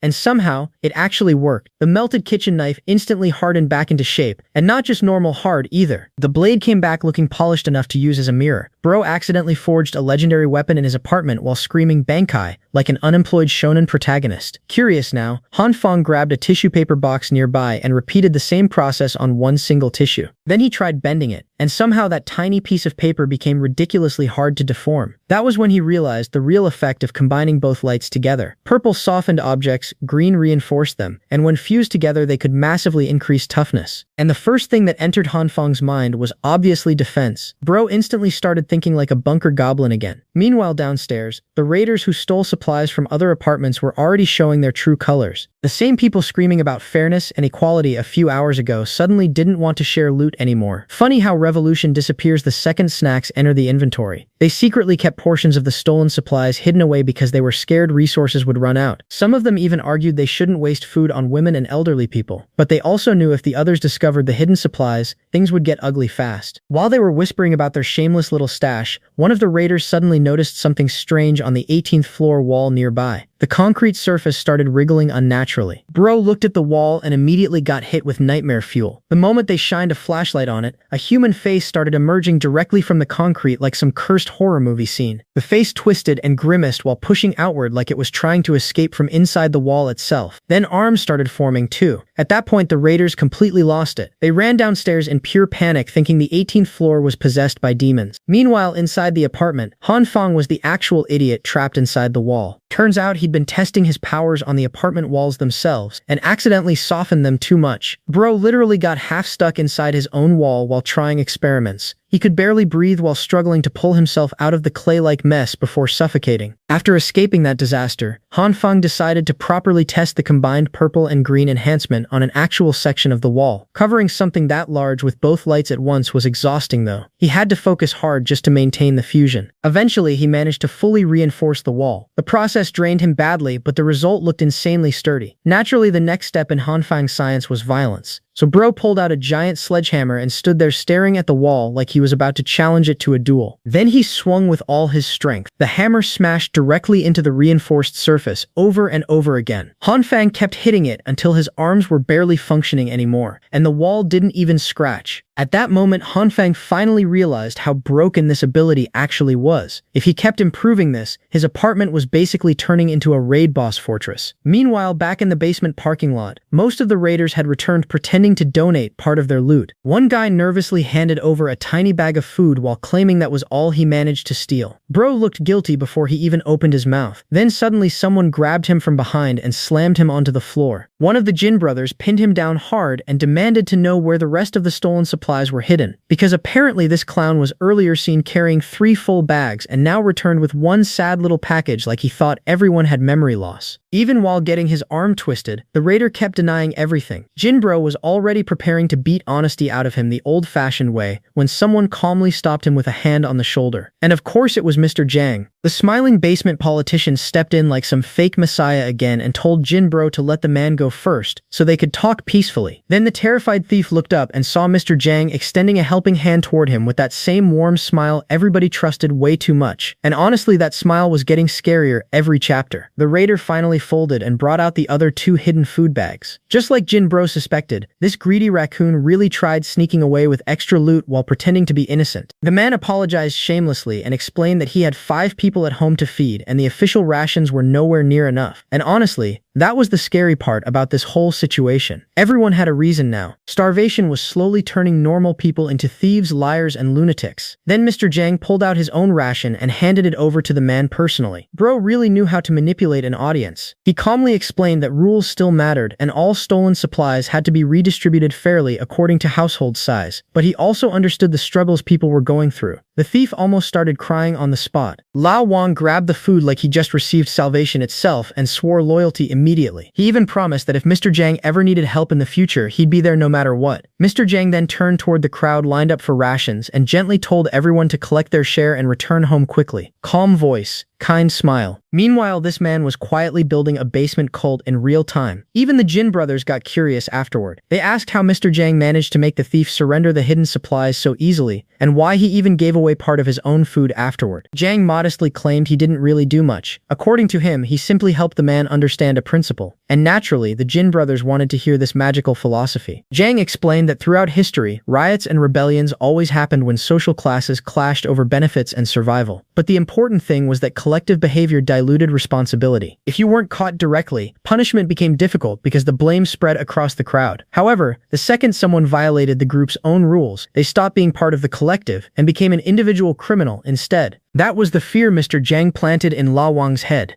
If the community rejected him, he wouldn't just fear legal punishment after the disaster. He'd also face revenge from every owner he robbed personally. Basically, Mr. Jiang weaponized peer pressure and social fear like a professional politician. Watching everything from afar, Uncle Lu stayed completely silent. Unlike the others, he immediately understood what Mr. Jiang was actually doing. This man intentionally ignored one very important detail. In every riot or movement, a leader always emerges from the crowd. Whether hero or villain, troubled times always create powerful figures, and Uncle Lu could already see that potential growing inside Mr. Jiang. Meanwhile, upstairs, Han Feng was still busy stress testing every inch of his apartment like a paranoid engineering goblin. He kept smashing reinforced walls and windows with a sledgehammer over and over again to verify their toughness. The process drained him badly, but the results were insane. Bro practically turned his apartment into a boss arena. Now he had reinforced walls, reinforced windows, reinforced furniture. Honestly, if a tank showed up outside, Han Feng would probably start testing durability instead of panicking. And just when he finally thought he could relax for a second, somebody knocked on the door again. At this point, visitors were spawning more frequently than zombies. Han Feng carefully stepped through the mess of wires on the floor and walked toward the entryway while wondering if those looters came back for round 2. But when he peeked through the peephole, his expression instantly changed. It was Hyona. The witch stood outside shivering in the cold with tears in her eyes while softly calling his name. And the moment Han Feng saw that scene, memories from his previous death replayed instantly in his mind. She started speaking in the exact same emotional tone from before, saying only hard times reveal true feelings, saying only someone who truly loved her would help her unconditionally, saying if he opened the door, she would finally open her heart to him. Bro almost heard the death soundtrack playing in the background, because these were literally the same words she used right before he got ambushed and murdered in his previous life, which meant one thing immediately. The bastard partner was definitely hiding nearby, waiting to smash Han Feng's skull open the second the door unlocked. Han Feng's first instinct was pure rage. He genuinely wanted to grab his gun, open the door, and erase this trash couple from existence immediately. But halfway through the thought, he forced himself to stop. The power was out. The hallway was dark. Whoever was hiding outside had the advantage, while Han Feng would expose himself the moment he stepped out. If he missed even once, he could die again exactly like before. Even the electric trap wasn't reliable enough here because getting both idiots to touch the handle together would be almost impossible. So Han Feng forced himself to calm down and immediately shut off the generators to eliminate any light advantage. This was his one chance to reverse what happened in his previous life, which meant he couldn't let anger control him now, because the real threat wasn't the crying actress standing outside the door. It was the rat hiding somewhere in the darkness waiting for the perfect moment to strike. Finding the hidden attacker was the difficult part, but luckily for Han Feng, this wasn't his first time getting betrayed by these clowns. He still remembered exactly how he died in his previous life. The killer should be hiding in the blind spot right behind the doorway waiting for the ambush. Han Feng quietly gripped the sledgehammer tighter while estimating the man's position through the wall itself. Then a nasty little idea formed in his head. Risky, weird, and honestly insane, but probably his best chance. He slowly placed his hand against the wall and activated the purple light. The surface immediately began softening like clay, while Hyona continued outside with her Oscar performance. She kept crying and begging Han Feng to open the door already, while acting like the world's coldest victim. Meanwhile, the idiot hiding nearby was already starting to hesitate. Bro was probably realizing this robbery mission felt way more dangerous than advertised. But Hyona kept pushing him, insisting Han Feng had mountains of supplies stored inside. Truckloads delivered before the disaster, enough food to survive for ages. Honestly, greed was the only thing still keeping these two clowns motivated. Then suddenly, the softened wall behind the hidden attacker started bulging outward unnaturally. It twisted and stretched like wet cement, trying to grow a limb. The killer finally noticed weird noises coming from behind him, but by the time he turned around, it was already over. A freaking sledgehammer-shaped mass burst out from the softened wall and smashed directly into his jaw with terrifying force. Bro got launched like a ragdoll immediately. His entire face folded sideways like the game physics bugged out. Hyona jumped back in horror after watching her partner fly across the hallway. She kept asking what happened, but the guy couldn't even answer anymore. His whole body was twitching in pain and freezing cold. Then slowly, the reinforced apartment door creaked open. Han Feng stepped out holding a fire extinguisher with the calmest petty revenge smile imaginable. This man looked like he'd been waiting years for this exact moment. Before Hyona could even process what was happening, Han Feng blasted the extinguisher directly into her face. White powder exploded everywhere while she screamed and stumbled backward blindly. And somehow, even during this disaster, Hyona still tried acting cute and pitiful while begging him to stop. This woman stayed committed to the performance till the bitter end. She even inhaled some of the extinguisher powder and immediately started coughing like her lungs rage quit. When she managed to open her eyes again, she finally saw the blonde rich prick she brought along lying on the floor convulsing miserably. The man looked less like a gangster now and more like expired yogurt. Then through the extinguisher fog, Han Feng's hand suddenly reached toward her. Hyuna reacted fast enough to dodge most of it, but Hanfang still grabbed her scarf and ripped out a chunk of her hair in the process. Adrenaline carried her hard there because otherwise she was finished. The witch immediately ran down the hallway screaming for help, while Hanfang clicked his tongue in annoyance. She escaped quicker than expected, but the blonde rich kid wasn't going anywhere. The guy was still struggling to even stand after getting his jaw turned into modern art. Hanfang walked over, fueled entirely by rage from his previous death, and kicked him directly in the stomach. And the second Hanfang prepared to stomp him again, the blonde brat suddenly started crying about his father. Classic rich villain survival tactic. Bro thought my dad is important was a shield spell. He warned Hanfang that terrible things would happen if he touched him again. Hanfang answered by punching him straight in the face again. The spoiled brat instantly switched strategies and started calling Hanfang brother instead. Funny how quickly arrogance disappears after getting folded with a wallhammer combo. But Hanfang wasn't hearing any of it. Memories from his previous life kept replaying in his head while he mounted the guy's chest and started raining punches non-stop. Every hit carried years of rage. This bastard murdered him while he was literally minding his own business before. Blood covered Hanfang's gloves while the rich prick's face became completely ruined. Hanfang kept demanding answers, but the guy's jaw was so broken he couldn't even speak properly anymore. Then Hanfang slowly stood up and picked up the modified baseball bat lying nearby, the exact same bat that killed him in his previous life. For a second, he just stared at it silently, while the rich brat cried on the floor, coughing blood everywhere, and asking why Hanfang was treating him like this. That question instantly made Hanfang's anger explode even harder. The bastard who murdered him for absolutely no reason was now lying there demanding an explanation like he was the victim. Hanfang's patience finally snapped completely. He raised the steel bat covered in nails and slammed it down straight onto Blondie's face with full force. The sound was disgusting. Bone cracked, blood sprayed across the hallway, and the 18th floor instantly turned into a horror movie set. And just like that, Hanfang finally got his revenge. The man who killed him in his previous life was dead. For a second, Hanfang just stood there breathing heavily while adrenaline rushed through his body like crazy. But once the anger started cooling off, reality hit him hard. The sight in front of him was brutal enough to make even him almost throw up. Bro turned his head sideways and immediately started vomiting on the floor. Revenge looked cool in his imagination. Reality looked like a crime documentary. While Hanfang was trying to calm himself down, somebody casually cleared their throat behind him. He turned around and saw Zhao Xingyan quietly sitting near the doorway, playing with the dead guy's blood, like this was arts and crafts hour. At that moment, Hanfang realized once again this girl was absolutely not normal. Most people would be traumatized forever after seeing that scene. This girl looked mildly curious at best. She even offered to help clean up the mess, and together they handled the crime scene surprisingly fast. Zhao Xingyan didn't even flinch at the blood or gore. Meanwhile, Hanfang was standing there wondering if he accidentally adopted an escaped lab experiment. That only made him more determined to get her out of his apartment before things got worse. He warned her that more people could come for revenge at any moment, and the next few days were going to be dangerous as hell. Both of them could die, but this girl just sat there sipping orange juice completely unbothered like she was listening to weather forecasts. Hanfang genuinely wanted her gone for her own safety, but she absolutely refused to leave. The more he explained the danger, the calmer she became. Then she slowly placed her orange juice down dramatically, like an anime villain preparing dialogue, and declared that the evil king's true eye would protect them no matter what. But apparently even edgy cult leaders need naps, because right after saying that, she added that the evil king's power was exhausted, and she needed sleep first. Hanfang was done with the roleplay at this point. He grabbed her arm before she could disappear into the room, and told her to stop talking like a rejected Chuini protagonist for 5 seconds, because this situation was serious. Zhao Xingyan simply looked at his hand gripping her shoulder, then calmly told him to open the room door. Confused, Hanfang followed her instructions and peeked inside. And whatever he saw instantly froze him solid. The man became completely speechless. Meanwhile, downstairs in the basement parking lot, the ration system was functioning again somehow. People lined up everywhere waiting for scraps of food while others blocked pathways and argued non-stop. It wasn't peaceful exactly, but compared to before, at least nobody was actively smashing each other's skulls in for noodles. Progress, I guess. Hyuna also showed up in line looking miserable after narrowly escaping Hanfang the previous night. Her rich sugar daddy never returned after getting folded into the floor like cheap furniture, so now she was back standing with everybody else trying to survive. She gave her apartment number and got handed a tiny piece of bread. Honestly, after the stunt she pulled, even the bread probably felt insulted. But Hyuna couldn't stop thinking about Hanfang's apartment. Before escaping, she clearly saw lights inside and even felt warm air coming from the room. That meant Hanfang had power somehow. In this frozen apocalypse, electricity was basically divine treasure loot, and suddenly everything clicked together in her greedy little brain. Hanfang didn't just prepare supplies beforehand. He probably prepared for the entire snowstorm before anyone else even realized danger was coming. That thought filled her with bitterness immediately. She felt cheated because while she was surviving on scraps and manipulating idiots, Hanfang had been sitting comfortably inside his private fortress this whole time. The witch wanted another look inside that apartment no matter what. But while she was busy daydreaming about stealing Hanfang's secrets again, she accidentally bumped into another survivor standing nearby. The guy instantly recognized her and flashed a bright flashlight directly into her face like some discount predator NPC. Then he started inviting her over to Block 5 where survivors gathered around braziers for warmth. Hyona immediately rejected him because even she could tell this creep's intentions were written all over his face. But the guy kept pushing harder. He bragged about having enough food for several days if she stayed with him. Even Hyona looked disgusted by him. When bribing her with supplies didn't work, the creep suddenly switched tactics and loudly accused her of falsely claiming extra rations for other households. Which honestly, was completely true. The shouting quickly attracted attention from nearby survivors. Hyona instantly got irritated and smacked the guy across the face with the food she had just scammed from the ration line. Humiliated in front of everybody, the creep completely lost it and raised his flashlight. Before he could swing at Hyona, Jinyan stepped in and slapped the absolute soul out of him. The guy flew straight into the wall like his ancestors got disconnected from the server. Hyona just stood there stunned because this sweet-looking nurse casually carried monster truck strength under that calm face. Jinyan immediately switched back into angel mode and politely handed Hyona a name card, asking her to visit if she felt sick or injured. Bro got launched into drywall and she still stayed professional. Hyona thanked her quickly and tried escaping before more attention landed on her, but the creep refused to let it go. He charged back at Jinyan, tackled her to the ground, and started screaming insults at probably the nicest woman left in the building. That was the exact moment Brother Lee entered the scene. One clean yank later and the creep got ripped off Jinyan like a plastic bag stuck on a fence. Brother Lee looked half-starved, dehydrated, and one bad sneeze away from collapsing. But one thing this man absolutely could not tolerate was dudes hitting women. Right when the situation was about to become basement UFC again, Jang finally arrived. The creep instantly started snitching like his life depended on it, accusing Hyona of scamming extra rations and hanging around the rich guy who inflated supply prices earlier. Brother Lee heard enough and immediately tried jumping him again, but before he could move, Jang grabbed the creep by the collar and started lecturing him about the committee's purpose.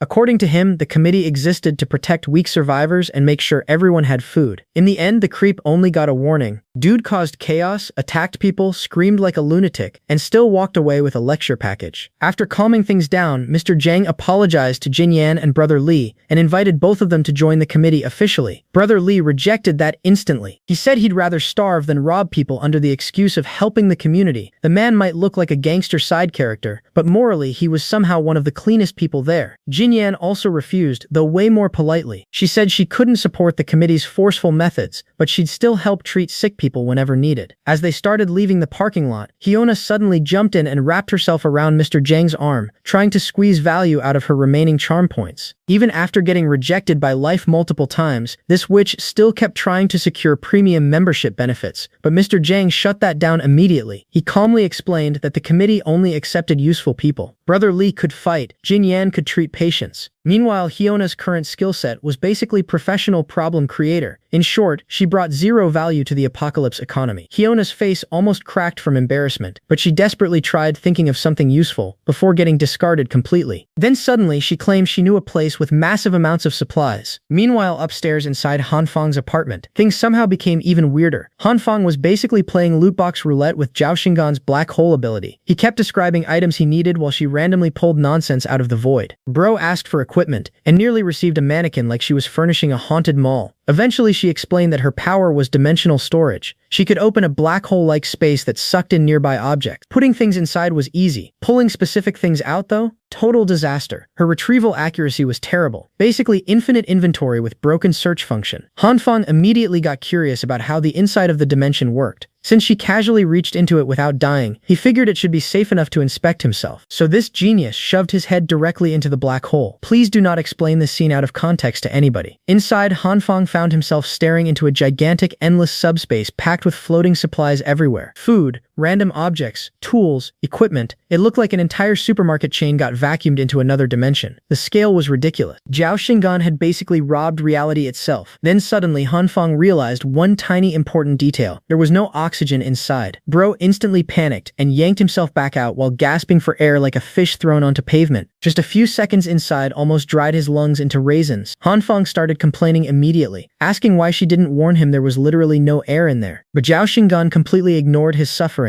and kept digging through the black hole calmly, like this happened every Tuesday. Finally, she found what they were looking for. Boxes of drones and RC cars started pouring out one after another. Han Feng's mood instantly recovered. Near-death experience forgotten immediately. This man sees remote-controlled gadgets, and suddenly all survival instincts disappear. Meanwhile, on the icy stairs of the 18th floor, more raiders were creeping around trying to rob apartments again. Rumors about some monster haunting the floor had already spread everywhere, but one guy wearing glasses didn't believe any supernatural nonsense. Bro was about to learn that the 18th floor had enough trauma waiting for everybody already. The raiders honestly didn't believe half the ghost stories spreading about the 18th floor. Some monster roaming the hallway? Please. In their minds, starving people just started hallucinating after eating half a noodle every 3 days. Besides, Mr. Jiang personally sent them there to scout the floor, so backing out now would make them look useless. And in apocalypse corporate culture, useless employees get paid in death and expired ramen. Still, even while climbing the frozen stairs, a few of them admitted they weren't fully trusting Hyona's information either. That witch had the reliability of a broken GPS. But orders were orders. What they didn't know was that Han Feng had already been watching them the entire time through the cameras connected to his new toys. Luckily, they finished setting up the monitoring system just in time. Han Feng immediately activated Plan 2. The man even pulled out a stopwatch like he was running military operations, instead of defending an apartment with RC cars. After setting the timer for 2 minutes, he calmly walked out to prepare the trap. Meanwhile, on the staircase, the raiders suddenly froze after hearing a creepy mechanical sound echoing from above. Then lights started flashing everywhere inside the dark stairwell. A second later, remote-controlled toy cars rolled into view. The raiders relaxed instantly after seeing them. Unfortunately for them, they failed to notice the explosives strapped onto the tiny RC cars. The fuses burned down and boom, multiple small blasts erupted around the staircase. Luckily, the explosions weren't lethal. Han Feng specifically used lime explosives to blind and disorient them instead. The raiders immediately started screaming and stumbling around half-blind while coughing everywhere. And right when they thought things couldn't get more annoying, a drone suddenly flew over their heads carrying another explosive attached underneath. At that point, the raiders completely lost composure and started retreating down the stairs in panic. Zhao Xingan was controlling the drone like she was born in a military control room, while Han Feng stood there absolutely loving every second of this nonsense. He wanted these idiots traumatized permanently before even reaching his floor again. But while bullying the raiders, the drone flew too low and got too close to one of them. One desperate swing from Glass's raider's crowbar clipped the propeller instantly. The drone lost stability immediately and started spiraling out of control. And this was bad, really bad, because this was their only aerial drone. Zhao Xingan tried desperately to stabilize it, but the thing flew straight out the window while spinning like a drunk pigeon. Right at that exact moment, Han Feng's timer hit 0 and the firework attached to the drone exploded outside the building like somebody launched Arctic Festival season early. The blast completely ruined the remaining propeller and all control was lost. Still, Zhao Xingan somehow managed to perform an emergency landing near another floor outside the building. Honestly, her piloting skills were carrying this entire operation harder than Han Feng's plans. Han Feng immediately suited up because there was no way they could afford to lose the drone now. That little flying camera had basically become their apocalypse CCTV system. But before leaving, the drone footage captured something strange lying motionless on the staircase. At first, Han Feng thought it was a corpse. Then the camera zoomed in, and the corpse turned out to look suspiciously like Brother Li. Han Feng immediately wondered what happened to him. Maybe he got attacked too? Maybe he froze while moving around outside? Either way, there were now 2 reasons to leave the apartment: recover the drone and save his bro. Before heading out, Han Feng warned Zhao Xingan not to open the door for anybody no matter what happened. He packed emergency supplies, grabbed a radio for communication, then loaded his pistol while silently hoping he wouldn't need to use it. Flashlight in hand, Han Feng carefully descended the staircase. The floors below were quiet now after the scouting raiders retreated, but the cold outside had become terrifying. According to the drone's readings, the temperature was already approaching -50 degrees Celsius. At that level, humans weren't surviving long without protection. They were becoming frozen collectibles. Brother Li was in serious danger, and Han Feng knew he needed to move fast. Meanwhile, downstairs, the failed scouting team reported everything to Mr. Zhang. They explained the strange lights, explosions, and drone attack, while looking absolutely miserable. Mr. Zhang listened calmly and thanked them for their hard work. Then their reward arrived. 3 thick clothing pieces and a single noodle pack each. That was it. Apocalypse employee benefits package complete. Still, with how scarce food had become, even one noodle pack was treated like legendary loot. Only people who contributed to the collective received rewards now. Standing nearby looking completely wrecked, Hyuna immediately asked again if she could finally join the committee. Mr. Zhang rejected her again without hesitation. He explained that they still couldn't confirm whether Han Feng was actually behind the attacks. Honestly, if Uncle Liu hadn't personally witnessed suspicious resource movements before the disaster, Mr. Zhang probably wouldn't even be entertaining Hyona's stories anymore. But now they planned to confirm everything personally. This time they would go with larger numbers. If Hyona's information was real, she would finally prove her value. If not, well, good luck surviving after wasting everybody's time. Hyuna grabbed a steel pipe with both hands and prepared herself to join the raid. The witch had officially entered her desperate survival mode arc. Before heading upstairs, Mr. Zhang reminded everybody that each person was valuable manpower for the collective and needed to prioritize safety. Then, with Mr. Zhang leading from the front like an apocalypse union boss, the large raiding group finally started marching toward the upper floors. Halfway up the stairs, the raiding group suddenly found Brother Li collapsed from the cold and barely conscious. The guy looked one strong breeze away from becoming an ice sculpture. Mr. Zhang immediately had someone hand over hot water, then forced Brother Li to drink it. The gangster woke up instantly with his tongue basically getting boiled alive. When Brother Li finally opened his eyes and saw the committee members surrounding him, his first reaction wasn't gratitude. It was pure disgust. Bro looked at them like stray rats stole his last cigarette. Zhang's loyal lapdogs immediately stepped up and demanded Brother Li thank Mr. Zhang properly for saving his life. Brother Li just laughed sarcastically right in their faces. Even half frozen and barely able to stand, this man still refused to bow to anybody. He called them out immediately for pretending to be heroes while acting like organized thieves. The lapdog instantly got angry and tried to jump him, but Mr. Zhang stopped the guy before things escalated. Zhang pulled out that same calm smile again and extended another invitation for Brother Li to join their group officially. And once again, Brother Li rejected it without hesitation. At this point, the raiders were getting genuinely irritated. They rescued this man from freezing to death and he still treated them like garbage. But Brother Li clearly hated being controlled more than he hated dying. Right before Brother Li turned around to continue climbing the stairs, Zhang suddenly grabbed him firmly by the shoulders. Still smiling like some corporate cult leader, he calmly explained that maybe there was a misunderstanding. According to him, the committee only wanted to strengthen itself so weaker survivors would have a better chance to live. But Brother Li saw straight through the act. He immediately pointed out how the so-called protectors of the weak were giving elderly people 1 meal every 3 days. That wasn't survival support. That was starvation with paperwork attached to it. Brother Li also made it clear guilt tripping wouldn't work on him because he had no nearby family to protect anyway. The man had nothing left to lose and everybody there could feel it. Meanwhile, 1 floor above them, Han Feng was silently watching the whole conversation unfold, and hearing all this confirmed exactly what he suspected about Mr. Zhang's operation. The committee didn't truly care about everybody surviving equally. They specifically targeted younger and healthier people because they were useful manpower, while older, sick, and weaker survivors were slowly being abandoned. Han Feng immediately realized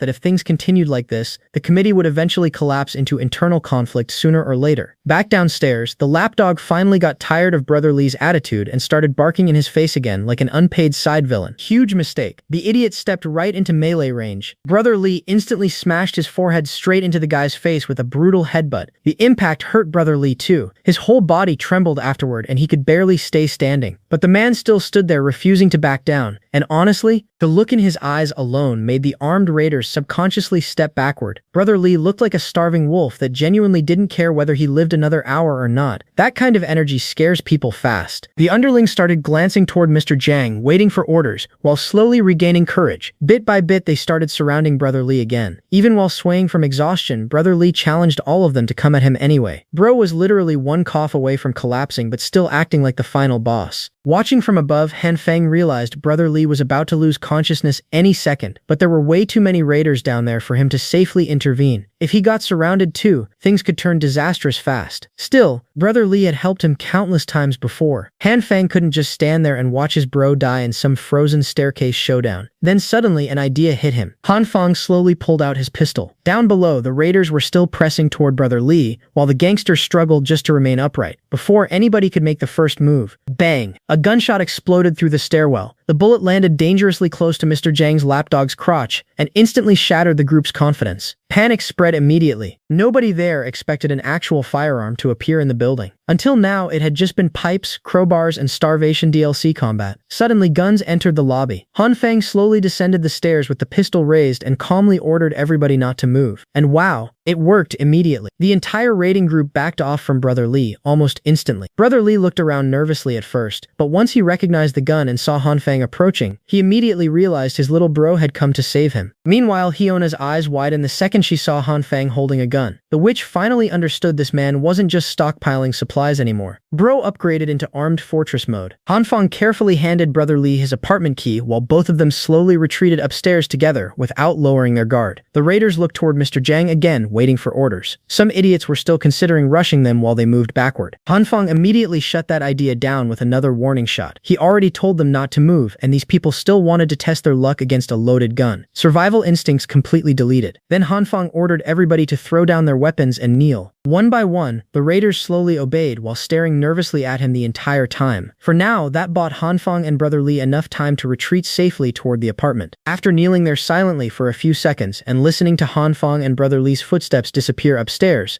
Mr. Zhang was the first one to stand back up. The man looked calm as always and asked if anyone recognized the gunman. That was Hiona's cue to immediately start snitching like her survival subscription depended on it. She revealed that the armed man was Han Fang himself. Zhang's lapdog instantly exploded at her, demanding to know why she conveniently forgot to mention they were raiding a guy with an actual firearm. Honestly, fair question, but Mr. Zhang quickly calmed everyone down. He didn't think Hiona had any reason to lie about something this serious. In fact, hearing that Han Fang possessed a gun only convinced him even more that the rumors about huge supply stockpiles were true. Because think about it, if a man prepared enough to own firearms during the apocalypse, then obviously he also prepared food, fuel, and everything else. The moment the crowd heard that possibility, their eyes lit up instantly. Starving people hearing massive supplies is basically the apocalypse version of activating zombie aggro. Zhang became fully convinced that Uncle Liu's earlier reports about large deliveries before the disaster were real after all. Still, there was one huge problem now. Han Fang had a gun. Any direct assault could easily get someone killed. Zhang calmly reasoned that Han Fang was probably too soft to actually murder anyone. If he really had killer instincts, he would have shot several raiders already instead of firing warning shots. And besides, nobody could stay locked inside their room forever. Eventually, Han Fang would have to come out. So Mr. Zhang changed the plan. For now, they would retreat, regroup, and prepare proper safety measures before returning. But one thing became very clear. Room 1804 absolutely had to fall. Meanwhile, Han Fang and Brother Lee finally reached the apartment door safely. Brother Lee's hands were trembling so badly from cold and exhaustion that he struggled just to unlock it. Han Fang stood nearby with the pistol ready the entire time in case the raiders tried anything stupid. The second the door opened, warm air rushed out into the hallway. Brother Lee literally looked like a man seeing heaven. Once inside, he froze again, this time from shock instead of cold. A working radiator, a functioning generator, electricity, warmth, supplies everywhere. Behind one glass door sat enough resources to make starving survivors start crying instantly. Brother Lee turned toward Han Fang completely stunned and asked what kind of heavenly cheat code apartment this was. While the gangster was still processing the luxury setup, Zhao Xinggan casually walked out of her room and immediately asked Han Fang whether he retrieved the drone. That's when Han Fang remembered he completely forgot the original mission because he got distracted rescuing his bro. Priorities shifted mid-quest. A few hours later, after several heavy meals and finally warming up properly, Brother Lee got told part of the truth. Han Fang explained that he somehow predicted the disaster beforehand and prepared as much as possible. He also apologized for never telling Brother Lee earlier because he feared information about his supplies would leak. After finishing his meal, Brother Lee suddenly stood up and bowed deeply toward Han Fang. The man was genuinely emotional. He admitted that without Han Fang, he would have frozen and starved to death already. Just eating warm food again felt like unbelievable kindness to him. When he lifted his head, tears were literally running down his face. Han Fang awkwardly told him he was only returning all the favors Brother Lee had done for him before. That just made Brother Lee even more emotional. The gangster started praising Han Fang for being a genuinely good person. Once things settled down, Brother Lee started explaining the current situation inside the apartment complex. Ever since the power outage happened, everything completely changed. Jiang began stealing supplies from residents under the excuse of collectivism and community survival. The man gathered a massive following quickly, but also created plenty of enemies who hated his methods. Some survivors eventually abandoned the committee because the rations were too tiny to survive on. But strangely enough, Mr. Jiang never seemed bothered by people leaving. That's because behind the scenes, he regularly sent Jin Xinwu, his loyal lapdog, to quietly deal with deserters and reduce threats against the collective. Han Feng got genuinely surprised hearing that because the Jin twins used to be known as sweet and caring people before the apocalypse. Basically, the committee expanded its power using manipulation, intimidation, and dirty tactics. Still, Brother Li believed karma eventually catches everybody, and according to him, Mr. Jiang made one gigantic mistake recently. The committee tried robbing a man named Zhang Hao. Unfortunately for them, Zhang Hao happened to be a former middleweight boxing champion, so naturally every raider who went after him got folded into premium quality ground beef. But instead of backing down after getting embarrassed repeatedly, Mr. Jiang kept sending more people because he refused to lose authority or respect in front of the collective. And every single time, those raiders got absolutely demolished again. Eventually, the boxer started building a following of his own. Turns out people really like standing behind the guy who punches committee members into factory reset mode. Brother Li explained that the boxer faction was growing fast, and among them 2 people were becoming especially famous. One was Zhengyang Yu, a complete boxing maniac who used to fight in underground matches for years. The guy was known for ridiculous speed. Blink once and your teeth are already on the floor. The other was Jinjiang Hao Shai, another hardcore supporter of the boxer. Unlike the speedster, this dude was built like a refrigerator with anger issues, pure monster strength. With those 2 standing beside the former champion, a whole new faction was basically being born inside the neighborhood. And all of them hated Mr. Jiang's fake saint act with passion. Brother Li explained that Mr. Jiang was getting desperate to crush this conflict before it spiraled out of control, which was why he targeted Han Feng's supplies in the first place. He tried warning Han Feng earlier, but passed out on the stairs before reaching him. Honestly though, hearing all this was actually good news for Han Feng. Mr. Jiang's little empire was slowly cracking from the inside. Turns out manipulating starving people works great until somebody stronger punches back. But while the 3 of them discussed their next move, strange skittering sounds suddenly echoed outside the apartment. Zhao Xinggan immediately pulled up the live camera feed near the entrance and revealed the raiders gathering outside the door again. Han Feng instantly stood up to activate the electric handle trap, but Zhao Xinggan stopped him and calmly warned him that there was a sulfur smell coming from the hallway. 1 second later, boom, the entire room shook violently. These lunatics actually brought bombs. Zhao Xinggan quickly analyzed the sound and figured they were using localized demolition explosives, powerful enough to breach structures, but probably not enough to collapse the entire floor. Still, insane behavior by the way. Checking the live feed again, Han Feng finally noticed why the raiders were carrying heavy riot shields. They fully came prepared for war this time. And of course Hyuna was standing with them like the shameless DLC villain she is. While the raiders prepared another explosive charge, Han Feng hurriedly connected the electric trap. A second later, a horrible scream echoed outside. Looks like one unlucky idiot touched the handle and got turned into grilled side content instantly. The raiders panicked and stepped back. Zhang immediately ordered them to continue. This time he instructed them to target the borders of the door and double the explosive packets. The followers obeyed without hesitation and detonated another blast. Boom! The walls cracked loudly, but the entrance still held. Zhang quickly realized the explosives weren't weak. Han Feng's defenses were simply absurdly reinforced, so naturally this man decided the solution was more bombs. Peak leadership logic. He increased the load to 3 packets and declared they would keep escalating until the house finally broke open today. Inside the apartment, Han Feng and Brother Li shoved furniture and supplies against the entrance to reinforce it further. But after the 3rd explosion, the barricades nearly flew apart and everybody's ears almost exploded with them. Then they heard it. Cracking. Actual structural cracking. The explosives were finally damaging the walls. If this continued, the fractures would spread until the entire defense failed. Simple barricading was useless now. But Han Feng suddenly came up with another plan. First, they needed to remove all the heavy junk piled near the entrance. Zhao Xinggan immediately stepped forward to help. Brother Li honestly doubted the tiny emotionless girl could move anything heavy until she casually opened her black hole storage ability again. The gangster almost had a spiritual crisis on the spot. Furniture, barricades, and heavy objects disappeared into the black void instantly. What should have taken several minutes was finished in seconds. Brother Li looked genuinely terrified now. Bro witnessed a girl vacuum an entire barricade into another dimension before breakfast. Without wasting time, Han Feng activated the purple light around his hands and rushed toward the damaged walls. He spread the energy across the cracks, softening the surface just like before. He had to stay extremely focused, because if he lost control, restoring the structure would take too long. Once all the damaged areas softened properly, he activated the green light. Thankfully, the combination worked exactly as he hoped. Purple softened the damaged structure, green restored and reinforced it. Together, they basically repaired the cracked wall while making it even tougher than before. Brother Lee just stood there staring blankly as both his roommates casually violated the laws of physics in front of him. This poor man came looking for shelter and accidentally joined the X-Men. Before anybody could even react further, Zhao Xinggan suddenly warned them to get down. Another explosion erupted outside immediately afterward. The trio crouched and covered their ears just in time. Han Fang had barely finished reinforcing the walls, but fresh cracks were already spreading again. And then he realized the real problem. The raiders had stopped targeting the door. Now they were bombing the floor itself. At that point, it didn't matter how many times Han Fang repaired the damaged area. They would just keep creating new fractures elsewhere, until the structure eventually failed. So Han Fang started thinking again, and finally came up with another strategy. But this plan was dangerous, extremely dangerous, and it required absolute trust between all three of them. Zhao Xinggan, as usual, looked perfectly fine with whatever insanity was about to happen. Meanwhile, Brother Lee was already too deep into the ride or die zone to back out now. At this point, if Han Fang said jump into dimensional warfare, Brother Lee would probably just nod and ask if they should bring snacks first. After a few more rounds of explosions, room 1804's entrance finally gave up. The reinforced door that had tanked enough bombs to qualify as military equipment finally blew open, and the raiders slowly pushed inside with shields raised like they were storming a final boss dungeon. Zhang warned everyone to stay alert for ambushes, while his starving cult members rushed through the apartment looking for supplies. They searched the kitchen first. Nothing. Living room? Also nothing. All these clowns found were random junk and a sad little box of seeds sitting in the kitchen. After wasting half the neighborhood's explosives budget for garbage and gardening equipment, the raiders immediately turned toward Hyona with murder in their eyes. The witch panicked and insisted she wasn't lying. She pointed at the bedroom and swore the supplies had to be hidden there. According to her, she had personally seen lights and even felt warm air coming from inside before. The moment they tried opening the final room, Brother Lee suddenly burst out and kicked a shield directly into a raider's face. The poor guy folded instantly. Right behind him stood Han Fang with the pistol already raised. Without hesitation, Han Fang fired straight at Mr. Zhang Hao. Clang! The heavy shield blocked the bullet. Han Fang coldly warned them to get out before he stopped being polite. Meanwhile, Mr. Zhang stood behind the shields, acting like the chairman of a starving cult TED Talk. He accused Han Fang of selfishly hiding resources while innocent residents suffered and starved. According to him, they were only there to seek justice and help the collective survive together. Bro really came armed with bombs, riot shields, and robbery charges while talking about teamwork. Absolutely shameless. His followers completely bought into it too. The way they stared at Han Fang looked less like survivors and more like hungry wolves waiting for permission to bite somebody. But instead of panicking, Han Fang immediately flipped the narrative. Putting on the most offended face imaginable, he asked what supplies they were even talking about. Hyona instantly jumped in and screamed that he must have hidden everything somewhere. She reminded everyone that she had personally seen lights and warmth inside the apartment before. Han Fang got tired of hearing her voice and fired another shot in her direction. The witch immediately folded in fear, but the shield protected her again. Han Fang then called her shameless for spreading lies and reminded everyone that this same woman had already scammed him before by trading his food and necessities for useless seeds. Slowly, the raiders started doubting Hyona instead. Zhang noticed the mood shifting immediately and stepped in before his little army started tearing itself apart. Calm as always, he proposed a simple solution. If Han Fang was telling the truth, then they just needed to search the bedroom thoroughly. Han Fang acted annoyed, but allowed them to check, keeping his finger ready on the trigger the entire time. A few minutes later, the raiders came out looking pissed. No hidden food, no secret storage, no luxury stash, just more trash, and a little girl. Then Zhao Xinggan perfectly played her role. She hugged Han Fang and called him her brother while crying that she was hungry and scared. At that point, the raiders looked ready to explode from frustration. They had spent half a day bombing an apartment just to discover a broke dude babysitting a weird child inside a junkyard. Now everyone's attention shifted toward Hyona again. Mr. Zhang demanded an explanation because they had wasted enormous time and resources on this raid. If she couldn't explain herself properly, the raiders were ready to tear her apart themselves. Hyona slowly started losing it mentally. She kept insisting she wasn't lying, but nobody believed her anymore. The only explanation her brain could come up with was that Han Fang was somehow tricking everyone. And naturally, instead of admitting defeat, she blamed Han Fang for ruining her life again. Classic Hyona behavior. Accountability allergic. Finally, the witch completely snapped. She rushed out from behind the shields while shining a flashlight directly into Han Fang's eyes. Blinded for a split second, he lost grip of the pistol, and by pure dumb luck, Hyona actually grabbed the gun first. The entire room froze. She pointed the pistol directly at Hanfang's chest and screamed for him to reveal where the supplies were hidden. Meanwhile, the raiders looked at her like she had fully escaped the mental asylum. Hanfang just kept provoking her calmly, insisting she had already scammed away everything he owned long ago. Right as Hyuna was about to pull the trigger, the raiders themselves stepped in and smacked the gun out of her hands before she could shoot anybody. Mr. Rio, Zhang's followers quickly restrained the hysterical witch while she continued screaming that she wasn't lying. But while Hanfang moved to recover the pistol, another hand reached it first. Mr. Zhang calmly picked up the gun. Then slowly, without changing his expression at all, he raised the pistol and pointed it directly at Hanfang. Mr. Zhang's lapdogs kept barking at Hyuna for dragging everybody into this disaster raid. A few of them were already ready to beat her with metal pipes right there on the spot. Zhang suddenly stepped in and stopped them before things escalated further. Now that the mission failed horribly, this man instantly switched into damage control politician mode. He calmly reminded everyone that the committee was not a violent organization and that Hanfang's apartment was not an execution ground. Crazy statement coming from the same guy who arrived with bombs and riot shields 5 minutes ago. Then, while casually holding the gun, Zhang scared Hyuna a little before generously deciding to give her a chance to change. After that, he even apologized to Hanfang for all the distress and misunderstanding caused today, and surprisingly, he willingly handed the pistol back. Hanfang cautiously accepted the gun while keeping his eyes locked on the smiling snake in front of him. Then Mr. Zhang shamelessly extended an invitation for Hanfang to join the committee. According to him, Hanfang should think about it carefully and give an answer tomorrow at the supply distribution point. With that, Mr. Zhang and his little riot squad finally retreated, leaving the trio alone inside the now wrecked apartment. Hanfang lowered his head for a second, clearly exhausted from the whole performance. But once the footsteps disappeared completely, he finally let out a sigh of relief. The show was over. And honestly, the performance was Oscar-worthy. Now that the apartment was compromised, the trio immediately relocated upstairs to Zhao Xinggan's surprisingly huge and cozy apartment. Thanks to her dimensional storage ability, they managed to fool the entire raid perfectly. Before the raiders broke in, Hanfang had coordinated everything flawlessly. All the important supplies and valuables were stuffed inside Zhao Xinggan's black hole storage. Then they scattered trash, wrappers, and random junk around the apartment to make it look like they'd already starved through most of their resources. They even opened the windows to let the freezing cold inside, so the place would feel abandoned and hopeless. Meanwhile, the committee morons spent half the day bombing a broke-looking apartment for absolutely nothing. During dinner, the trio celebrated the success of the plan while eating a luxurious meal in secret. Brother Lee pointed out that Zhang's failed operation would definitely create tension inside the committee. Those greedy raiders were already frustrated, and since Hanfang turned out to be armed, Hyuna would obviously become the easiest scapegoat. The operation almost failed when Hanfang lost the pistol, but even that had already been considered in advance. Hanfang explained that if Mr. Zhang got hold of the gun, he would most likely avoid violence to preserve his fake righteous image in front of the others. And if the guy actually tried shooting, the gun was already empty anyway, because Hanfang deliberately used up the bullets earlier, meaning he intentionally let them take the pistol to make the whole act feel more believable. Brother Lee finally relaxed and joked that from now on, they just needed to pretend to suffer while secretly living like kings upstairs. But Hanfang corrected him immediately. Their real mission now was bringing the committee down completely. Meanwhile, back in the basement parking lot, food distribution continued as usual. The portions kept getting smaller and smaller, yet the starving people still thanked Mr. Zhang like he was some kind of savior. Starvation really lowers the DLC requirements for worship. While everyone focused on collecting rations, two suspicious figures quietly moved in the background. Hanfang and Brother Lee had infiltrated the restricted area. According to Brother Lee's investigation, the building's first 4 floors had already been cleared out. Floors 5 and 6 housed logistics workers and their families. Mr. Zhang and his core group stayed between floors 9 and 12, which meant the supply warehouse was most likely hidden somewhere around floors 7 or 8. The plan was simple. Move quietly, avoid using the gun unless absolutely necessary, and rely mostly on metal rods. They needed stealth, not another hallway war. As they climbed higher, something immediately felt strange. There were almost no guards. In fact, the deeper they went, the quieter things became. Without even needing to fight anybody, the duo reached the 7th floor smoothly. Brother Lee started doubting the situation immediately because this level of security made no sense at all. Sure, the committee lacked manpower, but leaving such an important area practically unguarded felt suspicious. So the two split up to search the floor separately. Hanfang originally expected traps, guards, or at least some resistance. Instead, the infiltration was going way too smoothly. And in apocalypse stories, whenever things become too easy, somebody's about to get cooked. Since the committee still had overwhelming numbers on their side, Hanfang understood they couldn't just fight head-on like action movie idiots. They had to destroy the organization from the inside. As far as he could tell, the entire committee only stayed together because of one thing: supplies. Starving people will tolerate a lot if someone keeps handing out noodles every few days. So the plan was simple. Find the warehouse, let Zhao Xingan vacuum everything into her black hole storage, and watch Mr. Zhang's little dictatorship collapse overnight. No food, no followers. Revolutionary strategy sponsored by starvation. The problem was actually locating the stash. Searching an entire floor quietly would take time, and they had to avoid getting spotted. Eventually, Han Feng heard Brother Li signaling him from nearby. When he walked over to check what his bro found, he almost lost brain cells immediately. One of the doors literally had warehouse written on it. Not even subtly, just straight up labeled like a tutorial level. Even worse, the key was already hanging in the keyhole. Brother Li looked ready to open it too. Han Feng had to stop this blonde gorilla immediately, because this was the most obvious trap imaginable. Bro might be loyal, but his survival instincts were sponsored by expired noodles. Looking carefully, Han Feng noticed thin wires wrapped around the key and handle. Basic trap setup, and considering these maniacs were already using bombs earlier, touching random doors was basically volunteering for the afterlife. Han Feng told Brother Li not to touch anything recklessly. For now, they only needed information and key locations for the future attack. But while the duo quietly discussed their next move, the door right beside them suddenly creaked open. Two guards stepped out. Everybody froze for one awkward second, trying to process the stupidity unfolding in front of them. Then Han Feng immediately turned around and bolted with Brother Li following right behind him. The guards reacted fast and chased after them through the corridor. They finally caught up near the staircase where one guard swung a metal rod directly at Brother Li's head. Han Feng stepped in just in time and blocked the strike with his own arm. Crack? Yeah,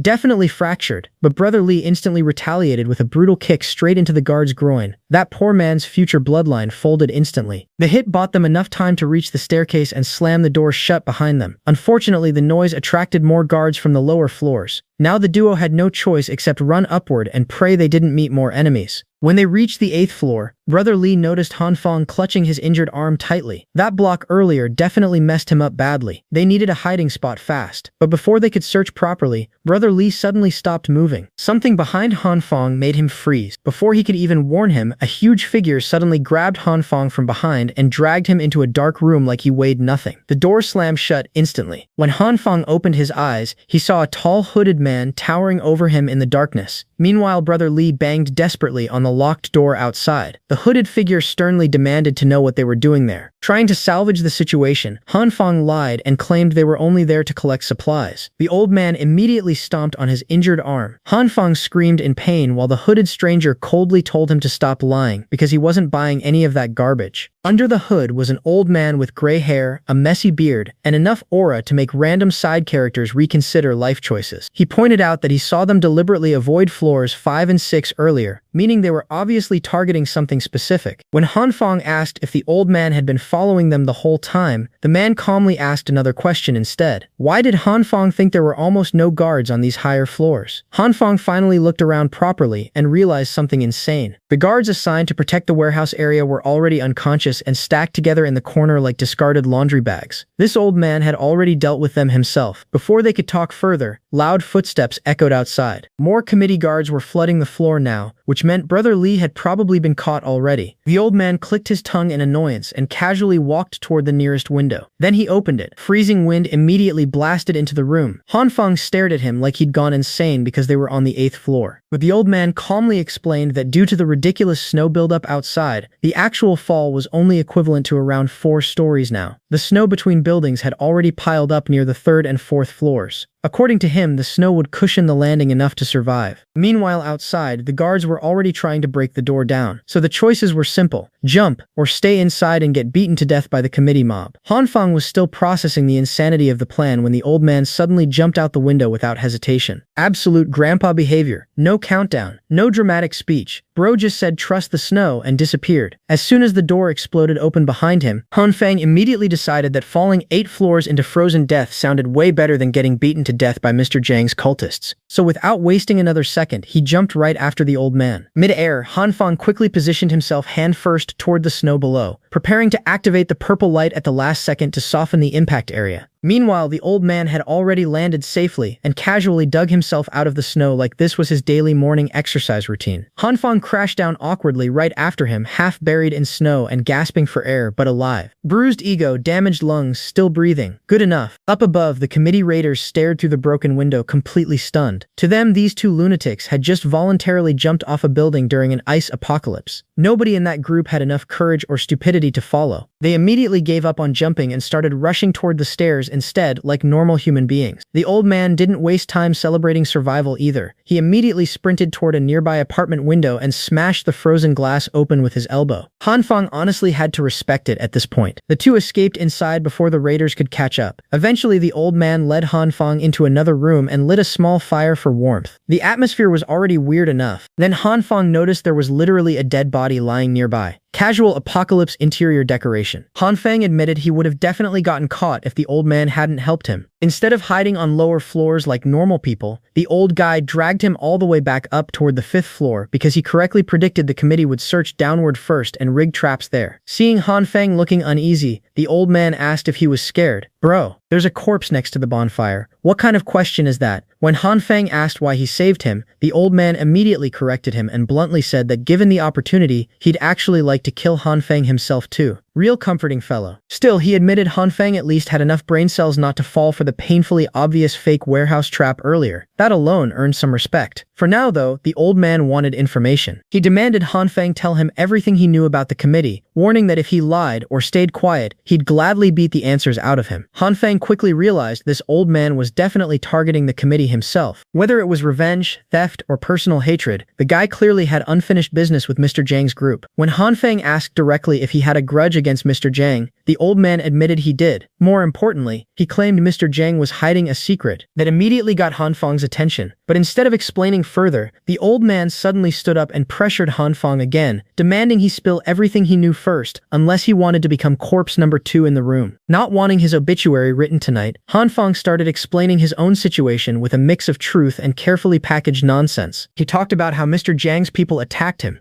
destroyed his house, robbed his supplies, stole his girl, and pushed him far enough to pull out a gun in retaliation. He conveniently skipped a few details, of course. Bro was trauma dumping with selective editing enabled. The old man seemed convinced enough. He sighed and pointed out that a cheap pistol wouldn't scare people like Mr. Zhang at all. In fact, the biggest clue was that Zhang willingly let Hanfang keep the gun earlier, instead of confiscating it. According to the old man, there were only 2 explanations. First, Zhang was obsessed with maintaining his image as the righteous leader, and didn't want unnecessary bloodshed ruining that reputation. Or second, the much scarier possibility. The committee might already have access to even stronger weapons hidden somewhere else. Hanfang added that he and Brother Li originally planned to eliminate Mr. Zhang directly and cut off the head of the snake before the committee became even worse. The old man actually agreed with part of that. He admitted the committee probably started with decent intentions, but under Mr. Zhang's leadership, people were slowly becoming convinced that cruelty and exploitation were simply the best way to survive now. And once people completely lose their conscience during the apocalypse, there's basically no going back afterward. Still, the old man pointed out another problem. Even if they succeeded in killing Mr. Zhang, what then? Without leadership, the entire neighborhood could collapse into total chaos, looting and slaughter over scraps of food. Before Hanfang could answer, another voice suddenly entered the conversation. Apparently somebody had been secretly listening from outside the room the whole time. A water canister suddenly flew toward the old man's head. The old man instantly retaliated with a punch, only to stop in surprise when his fist got blocked by a much smaller figure. For the first time since meeting him, Beardy actually looked shocked. Beardy immediately noticed that the hands stopping his punch were trembling hard. Whoever grabbed him was clearly scared out of their mind, but still stepped in anyway. The old man quickly shifted his stance, ready to cave the Snoop's head in, but froze the second he heard a familiar voice. Turns out the tiny figure was Jinyan. Pink hair, cute winter coat, terrifying strength hidden inside a nurse build. Apocalypse really said character customization enabled. The moment she saw Hanfang, she recognized him as the guy from the hospital. Once things settled down, Jinyan started treating Hanfang's fractured arm while apologizing non-stop for overhearing their conversation. She explained that she came to recheck Grandpa Li after bringing him supplies, only to find the old man already dead. Then she heard people entering and instinctively hid in the other room. Beardy wasn't fully convinced though. To him, nurses acting kind during the apocalypse looked suspicious as hell. He bluntly suggested that Jinyan might have been involved in Grandpa Li's death somehow and called her selfless attitude fake. Honestly, Grandpa trusted absolutely nobody. Bro treated paranoia like cardio. Still, Jinyan didn't back down. She admitted people could call her cruel or selfish if they wanted, but surviving was the only way she could continue helping sick people. She also explained that Mr.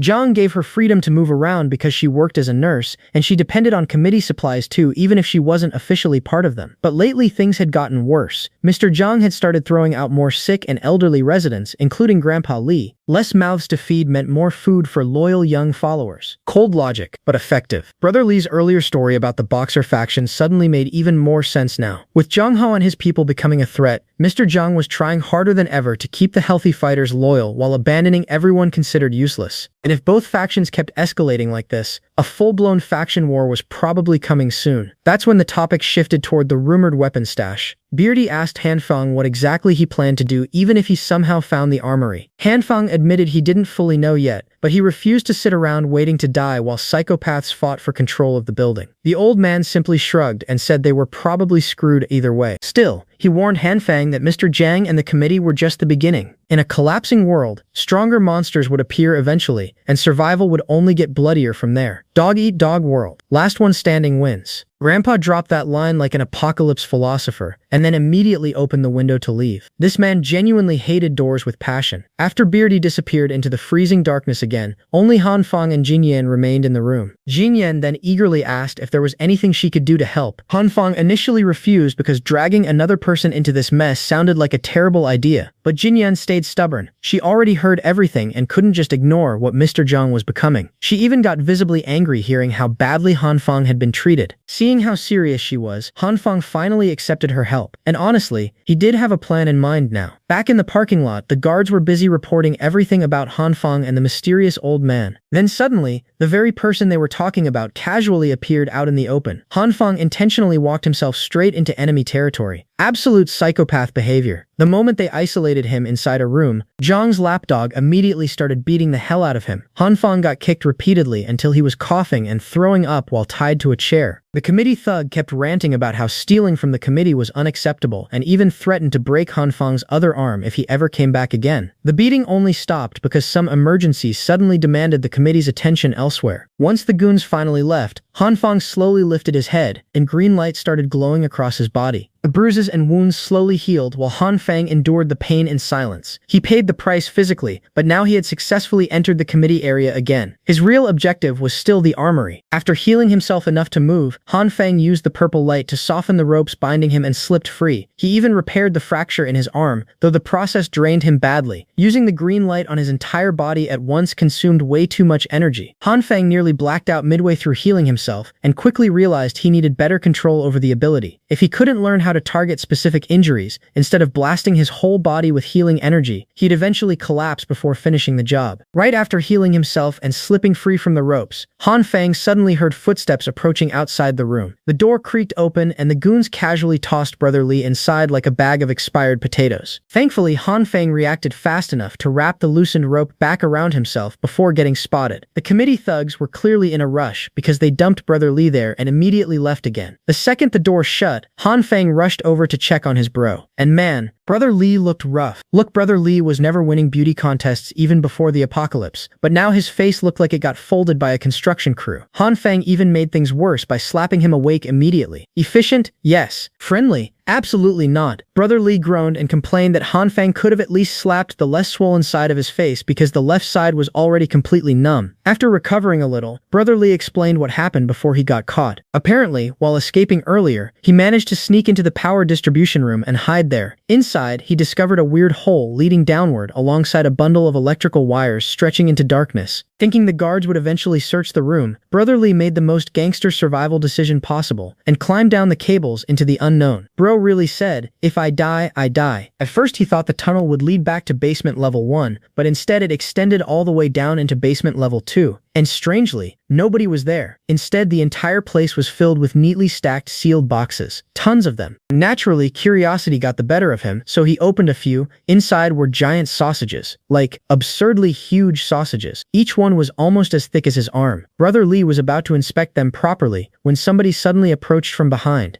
The next thing he remembered after that was waking up from Han Feng's disrespectful slap combo. Now the committee's confidence finally made sense. If they had that much food hidden underground, no wonder Mr. Jiang acted like he owned the building. But Han Feng immediately pointed out something weird. If the committee already had mountains of supplies hidden away, why were they desperately raiding apartments and bombing doors just to steal more food? Brother Li admitted the boxes didn't actually have labels. He only assumed they were sausages because of the shape. Still, the entire thing felt suspicious. At the very least, they now knew for sure that Mr. Jiang was hiding a secret warehouse underground. Right then, they heard guards returning outside. The goons complained about how weird it was that Mr. Jiang suddenly ordered Brother Li killed after trying to recruit him just yesterday. Hearing that there was now an actual kill order out on him nearly made Brother Li's soul leave his body. The moment the guards entered with weapons ready, both prisoners had already vanished. The idiots barely had time to process it before Han Feng and Brother Li jumped them from hiding and beat them down instead. Uncio Reverse Apocalypse Edition. Within seconds, the tables completely flipped, and now the committee goons were the ones tied up on the floor. Since Mr. Jiang was willing to issue kill orders just because somebody discovered the basement stash, whatever was hidden down there had to be incredibly important. But even if they returned to basement 2, there were still dozens of sealed boxes waiting there. Brother Li wondered what they could realistically do about any of it. Han Feng calmly replied that once they regrouped with the evil king, handling the supplies wouldn't be a problem anymore. After retrieving his earpiece, Han Feng contacted Zhao Xingan and immediately asked if the big sister he sent had arrived safely. But instead of confirming it, the little girl asked something concerning. She wondered whether it was really okay to let the girl who stole Han Feng's gun inside the house. Instantly, Han Feng realized the disaster unfolding upstairs. It wasn't Jin Yan at the door, it was Hyuna. Han Feng immediately warned the evil king to keep the door shut and avoid that crazy witch no matter what. But before he could say more, the transmission suddenly cut off. Now Han Feng had no idea what was happening upstairs. The duo immediately started sneaking back through the freezing lower floors for the second time that day, trying their best not to get spotted again. But before long, loud crashing noises echoed through the halls ahead. The entire committee area had descended into chaos. People were evacuating toward the upper floors while the able-bodied members were ordered to arm themselves and move toward the basement. Elderly residents, injured survivors, and exhausted women were all struggling up the staircases while panic spread everywhere. Nobody even looked organized anymore. The only explanation Han Feng could think of was that the war with Zheng Hao's faction had finally started. And honestly, for Han Feng, that chaos was perfect. As long as everybody else was busy panicking, he and Brother Li could simply throw on masks, blend into the crowd, and quietly make their way back toward the evil king before things got even worse. The stairways were packed with terrified survivors pushing upward in complete panic, and honestly, Han Feng and Brother Li blended into the chaos perfectly. Everybody looked cold, miserable, and one missed meal away from becoming a villain. Unfortunately, staying low-key stopped being an option real fast. Right in the middle of the evacuation, Mr. Zhang's lapdog suddenly got knocked flat on his ass. Turns out Zheng Hao's top fighters had intercepted the evacuees and immediately started throwing hands. Brother Li instinctively grabbed Han Feng and pulled him aside before the staircase turned into a live-action riot compilation. Meanwhile, upstairs, the evil king was quietly watching Hyuna through the peephole. The witch pressed her ear against the apartment door, trying to figure out whether Han Feng was hiding inside but couldn't hear anything. She already looked suspicious enough to get arrested in normal society. Unfortunately, normal society died several chapters ago. Right then, Jin Yan finally arrived carrying her medkit. The moment she asked Hyuna why she was snooping around Han Feng's door, the witch completely froze, trying to come up with an excuse. The best lie she managed to produce was that she came searching for food. Yeah, nobody bought that garbage, especially because she wasn't alone. Behind Hyuna stood a whole squad of starving losers armed with pipes, bats, and random apocalypse starter pack weapons. Hyuna immediately started feeding poison into their ears, telling them that Jin Yan was connected to Han Feng and probably hiding supplies inside. Jin Yan calmly explained that she was only there to treat someone in the room, but Hyuna was way too paranoid and desperate to believe that. She ordered the goons to grab the nurse and use her as bait to lure Han Feng out. The raiders hesitated a little because even idiots understood kidnapping the only nurse in the building was probably a terrible long-term strategy. But they still moved forward anyway, because hunger lowers IQ dramatically. Jin Yan warned them politely to stop interfering with her work. They ignored her. Big mistake. The second they grabbed her arms, the tiny nurse casually lifted the grown men and smashed them together like folding chairs. Everybody immediately backed away in horror. Bro, they finally realized the cute nurse had raid boss strength hidden under that winter coat. Jin Yan took a breath and warned them one more time. But Hyuna had already gone completely insane at this point. She suddenly pulled out a hidden knife and slashed toward the nurse. Thankfully, the thick winter coat blocked the blade before it could cut skin. Even then, Hyuna screamed at the others to stay alert because Jin Yan was some kind of freak with monstrous strength. And right at that moment, the apartment door slowly creaked open behind them. Every weapon in the raiders' hands suddenly started trembling violently. Pipes, knives, bats, everything began shaking harder and harder until the weapons literally got ripped out of their hands by an invisible suction force. Standing in the doorway was Zhao Xinggan herself. The self-proclaimed evil king had entered the battlefield, and of course she made it extra dramatic by throwing random ninja hand signs first like she was summoning a forbidden jutsu from a low-budget anime. The black hole ability activated fully and started sucking every weapon straight toward her. The pull became so strong that even Hyona's ragged clothes started getting dragged forward too. The terrified raiders immediately tried to run away, but now they genuinely thought a ghost was hunting them. Honestly, fair reaction. Back downstairs, meanwhile, the faction war had completely exploded into full chaos. Fists flew everywhere, people screamed, skulls got cracked open, and survival instincts completely replaced human decency. In the middle of all that madness, Han Fang and Brother Li were suddenly being chased by an absolute unit of a man. Turns out Han Fang accidentally punched the wrong guy earlier, and not just any guy either. One hit made the dude's face swell up like a giant red apple. So now the man wanted revenge, with interest included. Han Fang had only managed that punch because in desperation he combined the green and purple lights into a reinforced glove at the last second. The result hit way harder than expected. Unfortunately, things got even worse when Mr. Zhang's lackeys recognized the two of them during the riot. If they got caught again, the committee definitely wouldn't bother keeping them alive this time. So while running through the chaos, Han Fang quickly came up with a plan and suddenly split off from Brother Li to scatter the pursuers before things completely spiraled out of control. While Brother Li grabbed their tiny Demon King roommate and prepared to retreat, Han Fang volunteered to stay behind as bait. Absolute terrible idea, which of course meant he was fully committed to it. Han Fang immediately started sprinting around the basement parking lot like a wanted criminal with infinite stamina, making sure every single person there noticed him. Then he jumped onto the roof of a parked car and screamed loud enough to wake the dead. Bro really climbed on a sedan just to become the main character publicly. Han Fang raised both middle fingers toward the crowd and loudly announced that he was the one who raised supply prices because he wanted all the poor people to starve. The entire basement went silent. Committee members, rival factions, starving survivors, everybody suddenly stopped fighting each other. For one beautiful moment, humanity achieved unity through pure hatred. Every single person there wanted Han Fang dead immediately. Honestly, the distraction worked way too well. Han Fang vaguely remembered spotting a giant metal gate sealing the basement entrance earlier. Behind that gate were enormous piles of compacted snow pressing down constantly from outside. Right now, that gate was basically the only thing stopping nature from deleting everybody in the parking lot. So naturally, Han Fang sprinted directly toward it. Unfortunately, one of the infamous twins caught up and punched him clean off his feet. Han Fang got launched backward and crashed right against the exact gate he wanted to reach. Perfect accidental delivery service. Now cornered between the gate and an angry mob, Han Fang placed his hand against the freezing metal and focused hard. Purple light spread rapidly across the entire surface of the gate. The crowd instinctively stopped advancing for a second after seeing the weird glow. But the moment the light disappeared, their rage came back instantly. That's exactly what Han Fang wanted. He screamed at the crowd to come get him, baiting everybody forward at once. And the second they rushed him, disaster hit. The giant metal gate had already been softened completely by the purple light. It was basically jelly now.